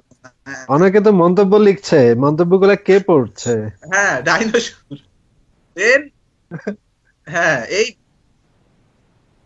হ্যাঁ, এখানে এগুলো মানে কোনোটাই আমি উত্তর দেওয়ার মতো মন্তব্য দেখতে পাচ্ছি না। যখন দেখবো আমি খেয়াল রাখতেছি, এটা অসুবিধা নেই। আমি দেখছি এখন 109 জন 109 জনকে দেখতে পাচ্ছি লাইভ দেখছে। আচ্ছা, ডায়নাসুরের বসালে ব্যাপারে কথা হচ্ছিল। হ্যাঁ, তো আচ্ছা, এই একটা খুব সুন্দর কমেন্ট এসেছে। আল্লাহ কি বাংলা ভাষা জানেন বা বোঝেন? এরকম জাতীয়। হ্যাঁ, এটার একটা ব্যঙ্গানিক টাইপের উত্তর কে দিতে পারবেন? হুজুর দিবেন নাকি? আসলে রেজা? আল্লাহ বাংলা ভাষা দেখে বুঝেন কিনা বুঝেন না, এখন বুঝতে অবশ্যই বুঝেন। হ্যাঁ, যদি বুঝতেন তো দেখেন না, ব্যথা পাইলে কি বলি আমরা, আল্লাহ গো, আম্মা গো কিন্তু এখন আর বলি না, একসময় আম্মা গো বলতাম আমরা। হুম এখন আম্মাকে প্রতিস্থাপন করছে আল্লাহ গো। হুম। হ্যাঁ, এটার কিন্তু একটা ভালো একটা পজিটিভ দিক বা আছে। খুব দুঃখে আমরা বলি ওহ খোদা। হ্যাঁ ও হ্যাঁ। খোদা, দেন আল্লাহ এই যে খোদা আপনি যদি বোঝেন তাহলে ও কেন বুঝবেন না? না, খোদা আল্লাহ তো হচ্ছে কি রিপ্রেজেন্টেটিভ হিসেবে পার্সিয়ান হুজুর শব্দ। যা বলবেন সেটাই তো পারফেক্ট, তাই না? যদিও অবশ্যই আসিফ দাবি মানতে হবে, করতেছেন যে না মানলে কিন্তু কোপাবো, কিন্তু কোপাবো। হুজুরেরা আসিফ আল্লাহ ভাই সম্পর্কে দাবি কিছু জানে করতেছেন না। যে কিছু জানেন না না। না, খোদা খোদা তো হচ্ছে পার্সিয়ান শব্দ, আল্লাহ তো হচ্ছে অ্যারাবিক, অ্যারাবিকও আল্লাহ না, শব্দ না, আল্লাহ আল্লাহ অ্যারাবিকও না, পার্সিয়ান, হচ্ছে খোদা যদি বোঝেন আল্লাহ, বাংলা কিন্তু ও কেন খোদা বুঝবেন? তো আল্লাহ হচ্ছে পুরোপুরি প্যাগান শব্দ। পার্সিয়ান শব্দ। না প্যাগান, আপনি প্যাগান তো কোনো আহা, ভাষা নিয়ে আটকে। কে এখন কথা হচ্ছে বাংলা কিন্তু আপনি বলতে পারেন না। কেন বলতে পারেন না? কারণ আমাদের আশেপাশেই কিন্তু উর্দু আছে। হ্যাঁ, ওইটা অনেক বেশি পবিত্র ভাষা। হুম কেন উর্দু ভাষা পবিত্র? কারণ উর্দু ভাষা হ্যাঁ, হচ্ছে রাজার পাকিস্তানের বাগী ভাষা। শরীফরা বলছিলেন যে বাংলার নাকি, এই বাংলার মানে বাংলা ভূমির, বঙ্গভূমির প্রথম মুসলিম ভাষা হচ্ছে সিলটি। হুম। ঠিক আছে, সেই যে কে জানো, শাহজালাল না, হ্যাঁ হ্যাঁ, শাহজালাল। শাহজালাল। শাহজালাল তিনি এসেছিলেন সিলেটে এবং সেখানে এসে তিনি সিলটি বলতেন। এই সিলটি হচ্ছে প্রথম সহিহ, বাংলার প্রথম সহিহ মুসলিম ভাষা। এই বাংলা ফাংলা এগুলো কিছু না, এগুলো আসলে সিলেক্ট হচ্ছে সিলটি থেকে নাগরি, আসা। তাই না? ওই যে অহমিয়াদের ভাষা না, নাগরি? না, অহমিয়াদের ভাষা না, সিলটি ভাষার একটা আলাদা লিপি আছে মেবি, মানে আলাদা একটা ধাঁচ ওই যে আছে দেবনাগরী, মেবি, তাই না? গ্রামার ট্রামার কিছু ছিল। না, দেবনাগরী না, ওরা তো বলে দেবনাগরী। দেবনাগরী স্ক্রিপ্টই হচ্ছে সিলেটের স্ক্রিপ্ট। আচ্ছা, এটাও বলে তারা, হ্যাঁ, সাবাস। ওয়েল এখানে বলে, এখানে তো এটাই দাবি করা হচ্ছিল যে আলাদা আচ্ছা আচ্ছা, বাংলার মতো আলাদা স্ক্রিপ্ট দাবি করতে। এখানে বলতে আমি লন্ডনের কথা বোঝাচ্ছি। আমি মাঝখানে একবার একটা আওয়াজ শুনছিলাম। বুঝতে পারছি। আচ্ছা আচ্ছা, তবে আসলে এইভাবে তাদের এভাবে বলাটা কিন্তু এক ধরনের রেসিস্ট হয়ে যাচ্ছে, তাই না? আসিফ Right. কোথায় গেল? আসিফ আবার ড্রপ আউট করলো। হ্যাঁ, আসিফ ভাই আসতেছে, উনি সম্ভবত আচ্ছা, এই, ক্ষুধা কিভাবে সব ভাষা বোঝেন সেই কারণটা আমি খুঁজে পেয়েছি। সেটা কি? কিভাবে টাওয়ার খুঁজে অফ পায়? টাওয়ার অফ ব্যাবেলের কথা জানে কেউ? কি হয়েছে এখানে? কি ব্যাবিলনের শূন্য উদ্যান? না না না, টাওয়ার টাওয়ার। সেটা আবার কি ভাই? অ্যাকচুয়ালি সবাই বাইবেলে আছে, সবাই গোটা পৃথিবীর সবাই স্বর্গে পৌঁছানোর জন্য একটা টাওয়ার বানাচ্ছিল। হুম তো সেই বলেছে টাওয়ারটা বানাতে বানাতে মাঝখানে গড থামিয়ে দেন সেটাকে। হুম কারণ মানে যাতে মানুষের পাওয়ার কম থাকে, and তার জন্য অদ্ভুত ভাবে থামানো হয়। তার আগে অব্দি প্রত্যেকের গোটা পৃথিবীর সমস্ত ম্যানকাইন্ডের ভাষা এক ছিল, তাদের সমস্ত ভাষা আলাদা করে নানা দিকে ছড়িয়ে ছিটিয়ে দেওয়া হয়। তো তার আচ্ছা, আগের যে প্রাইমারি যে ভাষাটা, সেটা তো জানার কথা হয়তো, মানে আর বাকিদেরকে পার্টিশন করে দিয়েছে, মানে ওই আর কি, মাদার ড্রাইভ আর পার্টিশন হার্ড ড্রাইভ, ওই রকম একটা কনসেপ্ট। মানে যেরকম ইনকগনিটো মোড আর হ্যাঁ, সেই আদমের ভাষা থেকেই তো সব ভাষা আসা, তাই না? আদমের ভাষা থেকেই তো সব ভাষার উৎপত্তি, আর আদমের ভাষা তো আল্লাহর খাস ভাষা। আল্লাহ কেন বুঝবেন না? যেমন আমাদের কেউ যখন পেটায় আমরা আহি বলি, আমরা বাংলাতে বলি, হিন্দিতে বলি, উর্দুতে বলি। তো এইরকম প্রাচীন অনেক উদাহরণ দেয়াই যায়। আয়ের অনেক প্রয়োগ আছে। যাকে আচ্ছা আসিফ, আপনি মোবাইলটা মনে হয় হাতে ধরে রাখছেন, এটাতে খুব বেশি মুভমেন্ট হচ্ছে, এটা একটু ডিস্ট্রাক্টিং। আপনি মোবাইলটা কোথাও রেখে কথা বললে ভালো হয় আর কি। ভাই আমি তো আমার মনে মোবাইলটা হচ্ছে কোথাও সেট করতে পারি না, এটা তো সেট করা খুব কঠিন। এখানে আমার আচ্ছা, তাহলে আমি আমার ল্যাপটপটা অন করি, তাহলে আমি আবার হ্যাঁ, আবার ল্যাপটপ থেকে জয়েন করেন, ওটা অনেক ইজিয়ার। হ্যাঁ হ্যাঁ, ল্যাপটপ থেকে জয়েন করেন। আমার কেন যেন মনে হচ্ছে আসিফ ভাই আসলে আমাদেরকে তার ঘর দেখাচ্ছেন, তার ঘরে নতুন ঘর। হ্যাঁ, কি কি আপনি আসবাবপত্র আসিফ আছে শুনেন শেয়ার আসিফ করতেছে। মহিউদ্দিন এই মুহূর্তে ডিসকানেক্টেড। উনি ডিসকানেক্টেড থাকা অবস্থায় তার পিছনে এই ধরনের কথা বলা গিবত। আপনি একজন হুজুর হয়ে গিবত কিভাবে করেন? আপনি ভাইয়ের মাংস খাচ্ছেন। হ্যাঁ, আপনি ভাইয়ের মাংস খাচ্ছেন। এখন আপনি বিপদের নাস্তিক। উদাহরণ আছে, কিন্তু যেই কথা বললে আপনি অসন্তুষ্ট হবে, সে কিন্তু অসন্তুষ্ট হচ্ছে না। তার ঘরের কি কি আসবাবপত্র হচ্ছে আল্লাহর নিয়ামত, সে তা আল্লাহর নিয়ামত দেখাচ্ছে সে আমাদেরকে। তার ঘরে অসন্তুষ্ট আসবাবপত্র হলে সে যদি অসন্তুষ্ট হয় তার জন্য দোয়া আছে। আপনি কন্টিনিউ করেন, আমি দোয়াটা পাঠাচ্ছি। আচ্ছা, হ্যাঁ, দোয়া হ্যাঁ, পাঠানো কি আমি আপনি continue গিবতটা করতে করেন, চাচ্ছি। গিবত করার পরে দোয়া যখন গীবতটা করেন। পড়বেন তখন আবার ওই গিবতের পাপটা ধুয়ে যাবে। এই প্রসঙ্গে এই প্রসঙ্গে কুরআনে বলা হলো চোখ বুজে খুঁজে পাওয়া। এই লোকেরা বলে এই কেয়ামতের হুমকি কবে পুরা হবে, মানে এনারা বারবার এরকম ভাবে প্রশ্ন করেন আর কি। আচ্ছা আচ্ছা। আচ্ছা আচ্ছা আচ্ছা আচ্ছা আচ্ছা আমি পুরা আসিফ ভাই সত্যি আসছে। আলহামদুলিল্লাহ। আলহামদুলিল্লাহ, সুবহানাল্লাহ সুবহানাল্লাহ। না, এতক্ষণ আসিফ ভাই আসছে, আমি এখনই বলতে পারি আসিফ ভাইয়ের নামের সুর প্রশংসাটা। আসিফ ভাই এতক্ষণ ঘোরাচ্ছিল, মোবাইলটা ঘোরাচ্ছিল। হ্যাঁ, নতুন ঘর, নতুন সংসার, সে তার দেখাচ্ছে তার ঘরে নাস্তিক হওয়ার পরেও তার ঘরে আল্লাহর কত নিয়ামত আছে। সে মোবাইল ঘুরে ঘুরে তাকে না, আসলে ঘর দেখাচ্ছিল। এই দেখো আমার সেলফ, এই সেলফে এই বইটা আছে। আমি তো এক জায়গায় স্থির থাকতে পারি না, আমি একটু হাঁটাহাঁটি বেশি করি, আমি সিগারেট খাই, হাঁটাহাঁটি করি, বারান্দায় যাই, আমি এক জায়গায় বসে থাকতে পারি না। এটা কি ঘুমের মধ্যেও আপনি করেন? ঘুমের মধ্যে করি না, ঘুম ছাড়া বাকি সময় করি। আচ্ছা আচ্ছা। না, ঘুমের মধ্যে করলে একটু টেনশনের ব্যাপার হতো, দরজা জানালা লাগায় না হয়তো ধুম করে পড়ে যাওয়ার চান্স আছে। কিনা আমার একটা কথা আছে আসিফ ভাই, তো আপনি একজন নাস্তিক হয়েও আপনার যে প্রতি যে আল্লাহর এত নিয়ামত, হ্যাঁ, এই যে আপনার এত সুন্দর ঘর বাড়ি, আপনার এত ফর্সা চেহারা ছিল, কালো ছিল ফর্সা হয়ে গেছেন, হ্যাঁ, তারপরে মনে করেন যে এত সুন্দর সাজানো ঘর বাড়ি, হ্যাঁ, জিন খাচ্ছেন, ভূত খাচ্ছেন, হ্যাঁ, তো এই জিন ভূত খাচ্ছেন, এই আপনি এটাকে কি বলতে চাচ্ছেন? আমি তো এটা বলতে চাই, সবসময় লিখেছে এটা যে মোহাম্মদ তো মক্কা থেকে মদিনা গেল, মদিনা গিয়ে অনেকগুলো বিয়ে করলো, তারপরে মদিনায় অ্যাসাইলাম নিল, তারপরে মদিনায় দলবল সংগ্রহ করলো। তা আমার জীবনে তো সেই রকমই, যে মোহাম্মদ যে মক্কায় প্রচলিত ধর্মের সমালোচনা করত, সেই কারণেই তো তাকে মদিনায় পালাতে হলো, জীবন আশঙ্কার কারণে। আমারও সেই একই কারণে। তাহলে তো আমি মোহাম্মদের অনুসারী। আমি তো আসলে সত্যিকার অর্থে আমি আসলে সবচেয়ে বড় সবচেয়ে হ্যাঁ খাঁটি সুন্নাহ পালন করছি। হ্যাঁ, সবচেয়ে বড় মোহাম্মদের অনুসারী আমি। আর এই যে মুসলমানরা এখন যারা মুসলমান আছেন, যারা আমাকে হুমকি দিচ্ছেন, প্রতিদিন আমাকে হুমকি দিচ্ছেন, তারা তো আসলে সেই সময়ের যে পৌত্তলিক ছিল, কোরাইশ পৌত্তলিক ছিল, তাদের অনুসারী, এবং আমি হচ্ছে মোহাম্মদের প্রকৃত অনুসারী। তাহলে আপনাদের তো এই জিনিসটা বুঝতে হবে। মহিউদ্দিন শব্দের অর্থ জানেন তো? হ্যাঁ, মহিউদ্দিন হচ্ছে দিনের বাতি যে আবার জ্বালায়, আমি দিনের বাতি আবার জ্বালাচ্ছি। মোহাম্মদের যে দিন, সেই দিনের বাতি আমি আবার জ্বালাচ্ছি। এই জ্বালানোটা আসলে কোন জ্বালানো?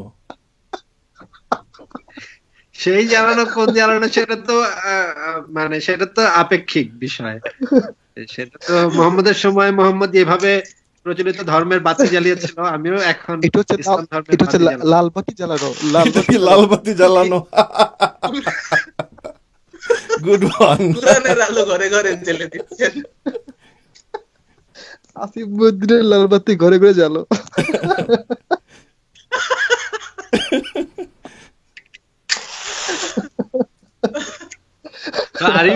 আরিফ ভাইকে তো দেখা যাচ্ছে না, আরিফ ভাইয়ের শুধু একটা প্রোফাইল ফটো দেখা যাচ্ছে। That's okay, that's okay. লাইভে আসে, আমি কোনা দিয়ে আসি। আমার এই হাসতে হাসতে আমার এই যে মুমিনের কাশি চলে আসতেছে, মুমিন যে ঝরে পড়ে যাচ্ছে, আমার মোবাইলটা হাত থেকে পড়ে গেল, এখন মোবাইলটা ভেঙে যেত, তাহলে আসিফ মদিনের আমি মামলা করতাম। আমি কেন আপনি মামলা করবেন? আপনি আল্লাহর দরবারে পেশ করবেন, আল্লাহ আপনাকে মোবাইল রিপ্লেসমেন্ট দিয়ে দিবে। আপনি আল্লাহর বান্দা, আল্লাহর কি জানি বলে এগুলোকে, মামলা করতাম। মামলা কি দুনিয়ার এইসব নাফরমানি ইদরি নাসারা এইসব আদালতের সামনে লাগা রাখছে দেবীর মূর্তি, এই আদালতে করতাম? মোটেই না, আমি আল্লাহর দরবারে করতাম। এই প্রসঙ্গে কুরআনে সমাধানও দেয়া আছে। এরা সেই লোক যাদের জন্য অত্যন্ত খারাপ শাস্তি রয়েছে। আর পরকালে এরাই সর্বাধিক মাত্রায় ক্ষতিগ্রস্ত হবে। সূরা আন-নামল রুকু 7, মানে রুকু 7 সূরা আন-নামল আয়াত। আচ্ছা, একটা কোয়েশ্চেন একজন করতে যাচ্ছেন, সেটা হচ্ছে যদি মুতাবিয়া হালাল হয় তাহলে মুসলমানরা পতিতাবৃত্তি হারাম বলেন কেন? এটার উত্তর কে দিবেন? যে আপনারা বুঝতে পারেন না কেন যে পতিতালয়ে কলমা পড়ার ব্যবস্থা রাখা নাই। আপনাকে হালাল করতে গেলে আগে কলমা পড়তে হবে, কবুল বলতে হবে। আপনারা সেটা করেন না, দেনমোহর সেটা না হয় বিনিময় হয়েই যায়, কিন্তু কলমা ছাড়া তো আপনি হালাল করতে পারেন না। তারপরে আপনারা আবার এখানে যে ও গড করেন, একের তো খারাপ কাজ, আবার গডকে ডাকেন, এ তার বড় অন্যায় কাজ। গডকে ডাকবেন কেন? ও আল্লাহ ও আল্লাহ। আপনাদের বুঝতে হবে যে প্রথমে আপনি বিবাহ করবেন, নববিবাহিতের জন্য দোয়া বারাকাল্লাহু লাকা ওয়া বারাকা আলাইকা ওয়া জামাআ বানিকুম ফি খাইরিন, এটা না পর্যন্ত না হালাল হবে না। দেন আচ্ছা, এখানে হলো এখানে কিন্তু পরে ওই তো বললামই যে ইত্যাদি পর, তারপরে ওই যে যত বীজপাতের সময়কার দোয়াটা, এখানে কিন্তু আমরা শুনছি একবার। এখানে কিন্তু কিছু কথা আছে যে ধরেন যে রোজা রাখার সময় আপনি যদি রোজা রেখে 80 মাইল অতিক্রম করেন, তাহলে কিন্তু আপনার রোজা রাখা আপনার জন্য একদম ফরজ না। রোজা আপনি ভাঙতে পারেন, 80 মাইল অতিক্রম করলে রোজা আপনি ভেঙে ফেলতে পারেন। এই ধরনের নিয়ম ইসলামের মধ্যে আছে। তো সৌদি আরবের শেখরা যেটা করে সেটা হচ্ছে গিয়ে, সেই 1400 বছর আগে তো 80 মাইল অতিক্রম করতে ঘোড়ায় করে বা উঠে করে অনেক দূর যেতে হতো, কিন্তু এখন যেটা তারা করে সেটা হচ্ছে প্লেনে করে পুট করে 80 মাইল চলে যায় এবং 80 মাইল গিয়ে তারপর যেটা ভেঙে ফেলে। তো 80 মাইল যেতে তাদের 5-7 মিনিটের মতো সময় লাগে। তো একটা প্লেন নিলেই, প্লেন ভাড়া করলেই তারা 80 মাইল যেতে পারে। তো এই জিনিসগুলো তারা ব্যবহার করে এবং ব্যবহার করে ওইখানে গিয়ে তারা অন্য একটা দেশে গিয়ে, আমেরিকা গিয়ে তারা একটু রেড লাইট জোনে যায়, লাস ভেগাসে যায় এবং ফুর্তি টুর্তি করে আসে। তাদের জন্য আর রোজা রাখা সেরকম কম্পালসারি না, সেরকম একদম রাখতেই হবে সেরকম।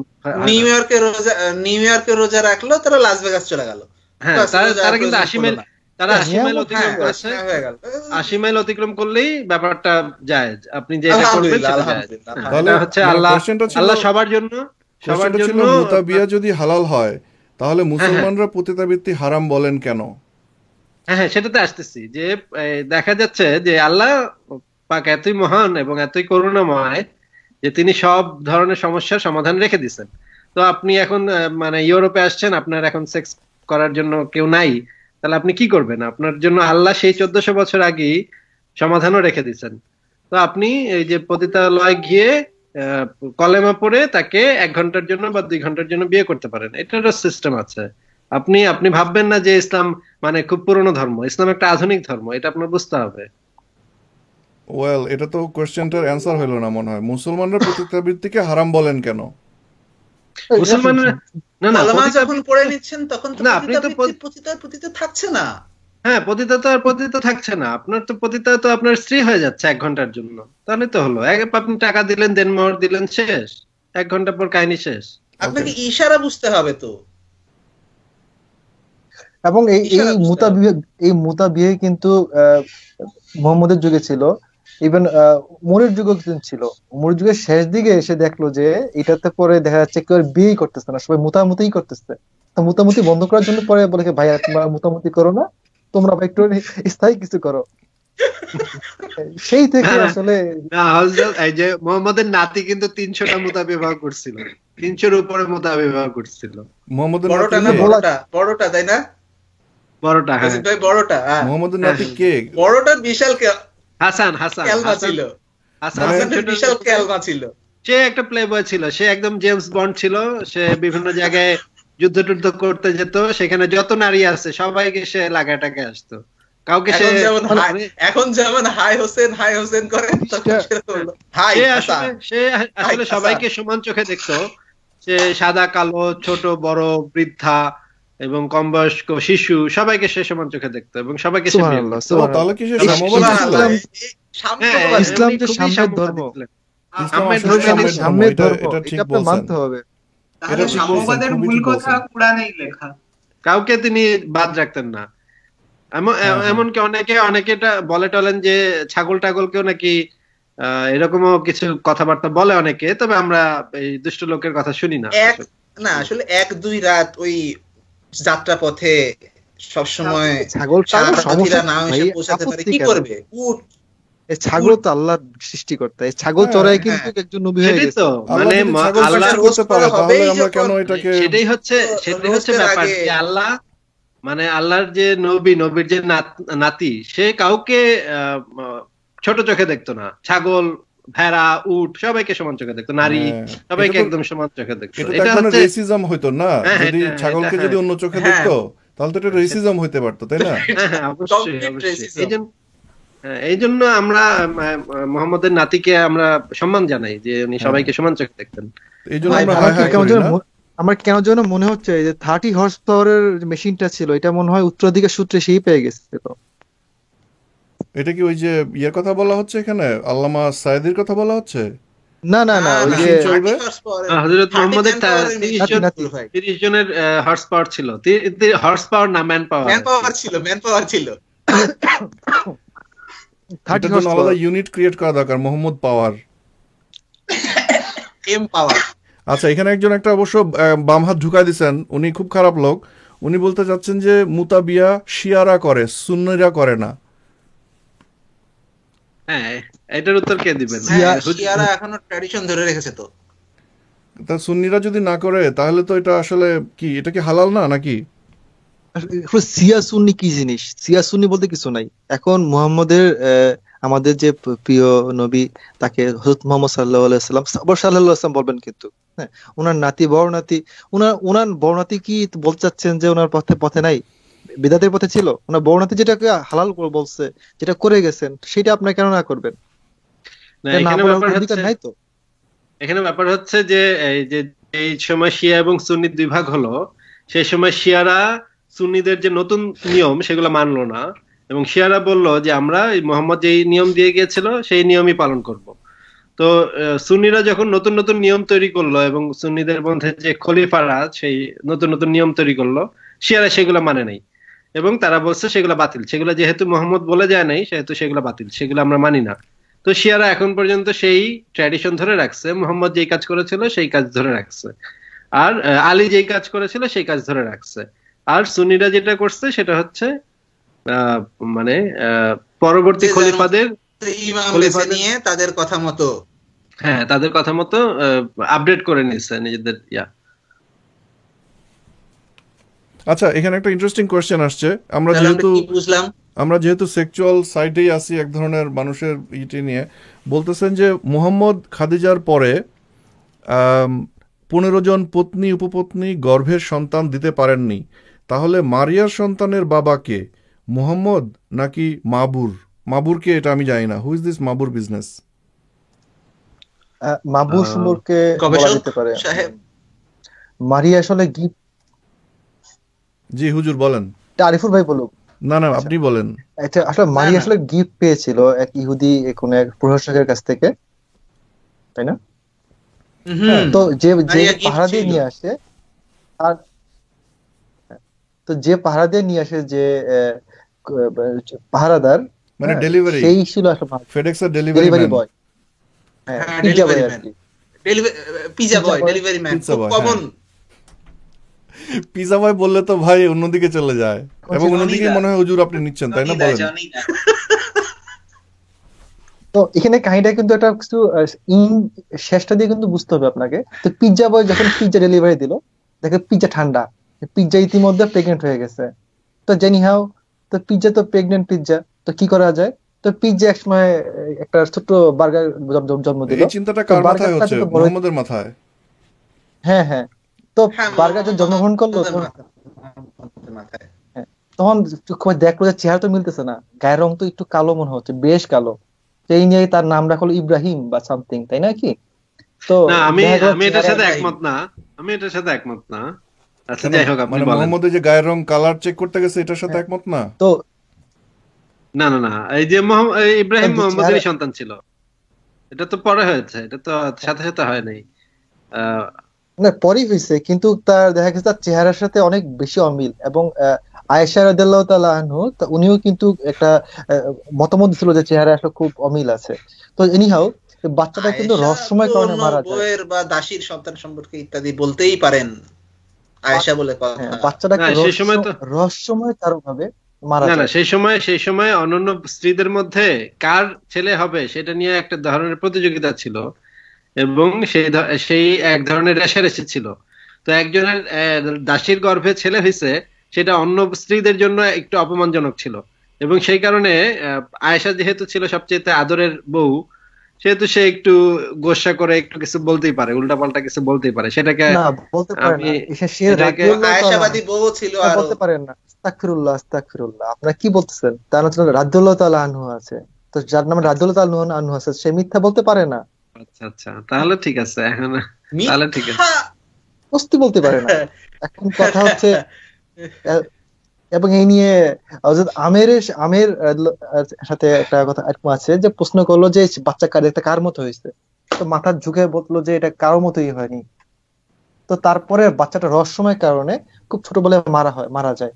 তাহলে লাশটা কিভাবে মারা গেছে এটা কিন্তু কোনো মানে এই বিষয়ে কোনো কথাবার্তা নাই।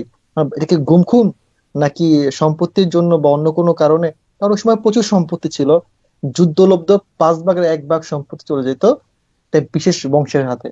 হ্যাঁ, তো সেটা রক্ষার জন্য হয়েছে, বা অন্য কোনো বাচ্চাটার উত্তরাধিকার নিয়ে প্রশ্ন আছে বলেই হয়েছে, কিন্তু বাচ্চাটা হত্যা হয়েছে বা শেষ রহস্যময় কারণে মারা গেছে।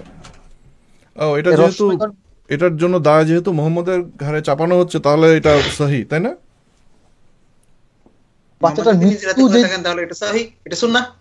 এটা সুন্নাহ, অবশ্যই সুন্নাহ। পরবর্তী প্রশ্নে চলে যাই, অনেক কোশ্চেন চলে আসতেছে। মোহাম্মদ তো বিষক্রিয়ায় মারা গিয়েছিল না অন্য কোনো রোগে, একজন ব্র্যাকেটে বলতেছেন সিফিলস রোগে মারা গিয়েছিল, তার মৃত্যু নিয়ে কোনো অ্যানাটমি বা তার তার কোনো, এটা কি জানি বলে শব্দটা, পোস্টমর্টেম, এটা কি হয়েছিল বা এই সম্পর্কে কোনো তথ্য কারো জানা আছে? এ বিষয়ে আমি আমি একটু জানি না। আমি তো পোস্টমর্টেম কিন্তু কোনো আগেই হয়ে গেছে। কখন হয়েছে বলি আপনাকে। যখন সে নবুয়ত প্রাপ্ত হয় তার আগে 4 বার তার পোস্টমর্টেম করা হয়। জীবিত তো অবস্থায়? এরপরে জীবিত অবস্থায় তার কলব খুলে দেখা হয়, তার কলব ধুয়ে কলব খুলে হৃদয়ে বের করে এটা জমজমের পানিতে পরিষ্কার করা হয়। ও ইয়েস, এই গল্পটা আমি পড়ছি। তো যে কারণে আর open heart second surgery. Time surgery হয়ে গেছে, যাক একবার হয়ে গেলে আর বারবার লাগে না আর। বাট সেটা তো হচ্ছে জীবিত এইখান অবস্থা, কিন্তু মারা থেকে যাওয়ার যে কারণ, তার মারা যাওয়াটা কি বিষক্রিয়ার এইখান কারণে থেকে হয়েছিল, নাকি নিয়ে তার মৃত্যুর অ্যাকচুয়াল কারণ কি, এটা কি জানা গেছে? হ্যাঁ, এটা তো অবশ্যই হাদিসে আছে, যে আয়েশার হাদিসে খুব স্পষ্ট ভাবে আছে যে মোহাম্মদ যখন মারা যায় তখন বেশ কয়েক বছর অসুস্থ ছিলেন, এবং তার শরীরের কোনো কোনো অংশে সম্ভবত পচন ধরেছিল। সেই যে খায়বারের যুদ্ধে যে বিষ খেয়েছিল, ইহুদি নারীর হাতে যে বিষ খেয়েছিল, সেই বিষ ক্রিয়া তার শরীরের বিভিন্ন অংশে পচন ধরিয়েছিল, এবং মাথায় প্রচন্ড রকমের ব্যথা হতো। সে প্রতিদিন আহ উনি তো আগে থেকেই সিজোফ্রেনিয়া রোগী ছিলেন, নানা ধরনের সিজোফ্রেনিক সিমটম ওনার ছিল, যে কুকুর দেখলে দেখলে ভয় পেতেন, বা অনেক সময় নানা ধরনের জিব্রাইল টিব্রাইল এবং শয়তান টয়তান অনেক কিছুই সে দেখতেন। এগুলো তো পরিষ্কার সিজোফ্রেনিয়ার লক্ষণ, তাই না? এখন ব্যাপার হচ্ছে যে এই যে পরবর্তী জীবনে বিষ খাওয়ার পরে তার প্রচন্ড মাথা ব্যথা হতো এবং তার খিঁচুনি হতো। এই জিনিস পেটে এই ব্যথা হতো, জিনিস পেটে ব্যথা হতো। হ্যাঁ, পেটে ব্যথা হতো এবং মাথায় বিশেষ করে মাথায় ব্যথা হতো। এটা খুব একটা স্পষ্ট হাদিস ভাবে। না, এই হ্যাঁ যে হ্যাঁ, তার বলেন। যে পেটে ব্যথা হতো এই বিষয়ে একটা হাদিস কিন্তু আছে। হাদিস আছে যে যে কেউ যদি পেটে ব্যথায় মারা যায়, আহ, মানে পেটের ব্যথায় কেউ যদি কষ্ট পেয়ে মারা যায়, তার হুম, কবরের আযাব মাফ হয়ে যাবে। মানে একটা আচ্ছা, একটা মানুষ কি পরিমাণ কষ্টে থাকলে বলতে পারে যে পেটে ব্যথার মৃত্যু মানে কবরের আযাব মাফ। সে তাহলে নিজে হ্যাঁ, কষ্ট পাইছে বলে বুঝতে পারতেছে, এগুলো বোঝা থেকে যায় কি? বোঝা যায় যে মুহাম্মাদের সেই সময় প্রচন্ড রকমের কষ্ট ছিল, এবং আয়েশার হাদিসে আছে যে আমি এমন কাউকে দেখি নাই যে মুহাম্মাদের মতো মৃত্যু যন্ত্রণা সহ্য করছে। মানে হচ্ছে গিয়ে আয়েশা সবচাইতে বেশি দেখছে মুহাম্মাদের মৃত্যু যন্ত্রণা এবং কাতরতা, তিলে এবং তিলে মৃত্যু যাকে তিলে বলে, তিলে মৃত্যু যাকে বলে, হ্যাঁ, এই ধরনের একটা এই তো হাদিস আছে। তিলে তিলে মৃত্যু যাকে বলে। হ্যাঁ হ্যাঁ হ্যাঁ হ্যাঁ, আচ্ছা, অবশ্যই। এই এখন ধরনের কোশ্চেন শুনে কমপ্লিটলি অফ টপিক একটা কোশ্চেন আমার মাথায় আসতেছে, সেটা হচ্ছে যদি মুহাম্মদ আল্লাহর পেয়ারা বান্দা হয়, তাহলে আল্লাহ মুহাম্মদকে এত কষ্ট দিয়ে মৃত্যু মুখে ফেললো কেন? আপনি তো একটা পরীক্ষা, অবিশ্বাসী নাস্তিকের মতো কথা বলছেন।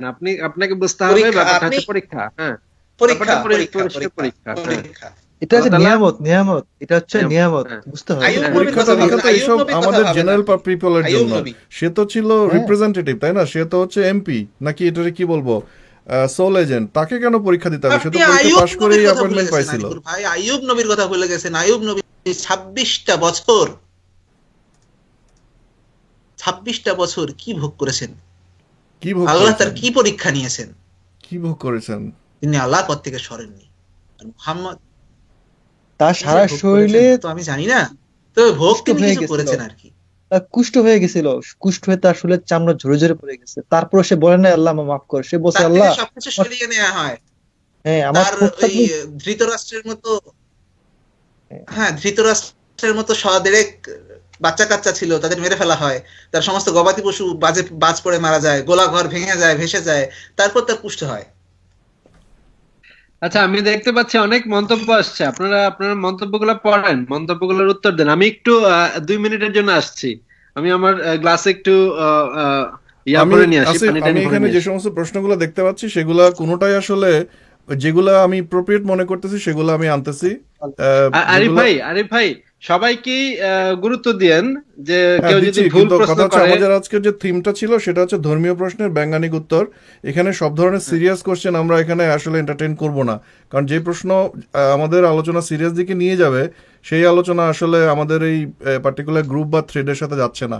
এটা পুরোটাই বৈজ্ঞানিক টাইপের হওয়ার কথা ছিল। এখানে সিরিয়াস কোনো কিছু করলে এটা আমাদের থিমটার সাথে যাচ্ছে না, এই জন্যই আসলে এটাকে সরানো, সবকিছু আহ, এন্টারটেইন করা হচ্ছে না। কিন্তু যে কেউ যদি প্রশ্নের উত্তর না পায় তাহলে তো সে মনক্ষুণ্ণ হবে। একজন মানুষকে মনক্ষুণ্ণ করা তো ঠিক না। আসলে এটা একজন আল্লাহর মানুষকে আরশ কেঁপে কেঁপে মানুষকে উঠবে আস্তাগফিরুল্লাহ, তখন, তাই না? হ্যাঁ, মানুষ আল্লাহর আরশ কেঁপে উঠবে। আপনি আল্লাহ বুঝতে আরশ পারছেন? কেঁপে আল্লাহর উঠতে আরশ তো পারে। তাহলে পার্মানেন্ট ভাইব্রেশনের মধ্যে থাকার কথা, তাই না? যেই পরিমাণ হ্যাঁ, মানুষের সারাক্ষণই। মন খারাপ হয়। যদিও আচ্ছা, আল্লাহ যদিও আরশের আমি মধ্যে বসে কিছুক্ষণের থাকে জন্য কিভাবে, আসতেছি। যেভাবে এরকম করে কাঁপতে থাকে। আচ্ছা, আমি কিছুক্ষণের জন্য আসতেছি, আপনারা কথা বলেন। বুক আচ্ছা, আমার ভোরের মনে হয় আদম আজকে শরীফ আমরা মনে আপাতত নেই? র্যাপ আপ করতে পারি, কারণ 1 ঘন্টা 28 মিনিটের মতন আমরা হ্যাঁ, কথা 1 ঘন্টা বলছি। 1.5 ঘন্টা পার হয়ে গেছে। 1.5 ঘন্টা পার হয়ে 1.5 গেছে, ঘন্টা এবং পার আমাদের হয়ে যে গেছে। ধৈর্যর সীমা সেটা মনে হয় অনেকেরই পার হয়ে গেছে। যদিও আমি দেখতে পাচ্ছি অনেকে বসে ইলাস্টিসিটি, আছেন। তো ইলাস্টিসিটি। ইলাস্টিসিটির ব্যাপার আছে, তো আপনারা যদি রাজি থাকেন তাহলে আমি আপাতত অফ করতে পারি, কারণ হচ্ছে পরবর্তীতে আমরা আরেকদিন এটা আয়োজন করব। এবং হ্যাঁ, আহ, আমার মনে হয় যে এবার বোধহয় হ্যাঁ, প্যাক আপ করা যায়। হ্যাঁ পিক আপ করা যায়। ঠিক আসলে আছে, আড্ডা আমি বলে আমি সারাদিন আপাতত মারা ব্যাক আপ যাবে, করতেছি। যারা কিন্তু এখানে, আসলে এই সময়টা যদি আপনারা তাহাজ্জুদের নামাজ পড়তেন, হ্যাঁ, হ্যাঁ তাহলে কিন্তু আরো বেশি উপকার হইতো। আমরা এখন নামাজে চলে যাই, এখন আমরা বেহেশতের এখন আমরা নামাজে বেহেশতের চলে যাব। বিছানায় ওকে, 2টা গদি বেশি পাইতেন, ঘুড়িগুলো নয়ের কাছাকাছি হইতো, ঠিক আছে, শরাবটা একটু বেশি মিষ্টি হবে। ঠিক আছে। ওদের বয়সটা 1 বছর কম। তো যারা এতক্ষণ দেখলেন তাদের সবাইকে অসংখ্য ধন্যবাদ। ধর্মীয় প্রশ্নের বৈজ্ঞানিক যে পেজটি, যেই পেজ থেকে আপনারা এই ভিডিওটি দেখছেন সেই পেজটিতে আপনারা লাইক দিয়ে রাখেন এবং ফলো করে রাখেন, যাতে ভবিষ্যতে আপনারা এই পেজে আর কোনো লাইভ আসলে বা এই ধরনের কোনো নতুন নতুন এন্টারটেইনমেন্টের যদি আয়োজন থাকে সেগুলো আপনারা দেখতে পাবেন। এবং আপনারা শেয়ার করেন আপনাদের ওয়ালে, যাতে এই ধরনের কন্টেন্ট আপনাদের কাছে আবারও পৌঁছায় যায় এবং আপনারা যোগ দিতে পারেন। আমরা স্পেসিফিক্যালি আসিফকে ধন্যবাদ দিতে চাই, তার এটা শেয়ার করার কারণে দেখা যাচ্ছে আমাদের অনেকেই এখানে আসছেন, কিন্তু দুঃখজনক হচ্ছে সত্য আপনারা একটু দেরিতে আসছেন, কারণ আমাদের এই লাইভটা এর আগে ঘন্টাখানেক ধরে চলছিল। কিন্তু ভিডিওটা আসলে হারিয়ে যাবে না, কারণ এটা আমাদের এই পেজে থেকে যাবে এবং পরে আমরা এটা ইউটিউবেও পাওয়া যাবে। এবং আপনাদেরকে অসংখ্য ধন্যবাদ যারা জয়েন করলেন। ভবিষ্যতে আপনাদের সাথে দেখা হবে। আমি আরিফুর রহমান, লন্ডন থেকে, এবং আমাদের সাথে যারা ছিলেন তাদের সবাইকে ধন্যবাদ জানাচ্ছি। এখানে গরম কফি ছিলেন, আবাহন ছিলেন, আসিফ মিউদ্দিন ছিলেন, এবং কলকাতা থেকে আমাদের বন্ধু, ওনার নাম হচ্ছে কি জানি, কৌস্তব আমাদের সাথে জয়েন করেছিলেন। আমরা সুম্মা আমিন জানিয়ে আজকের মতো বিদায় নিচ্ছি। সবাইকে অসংখ্য ধন্যবাদ।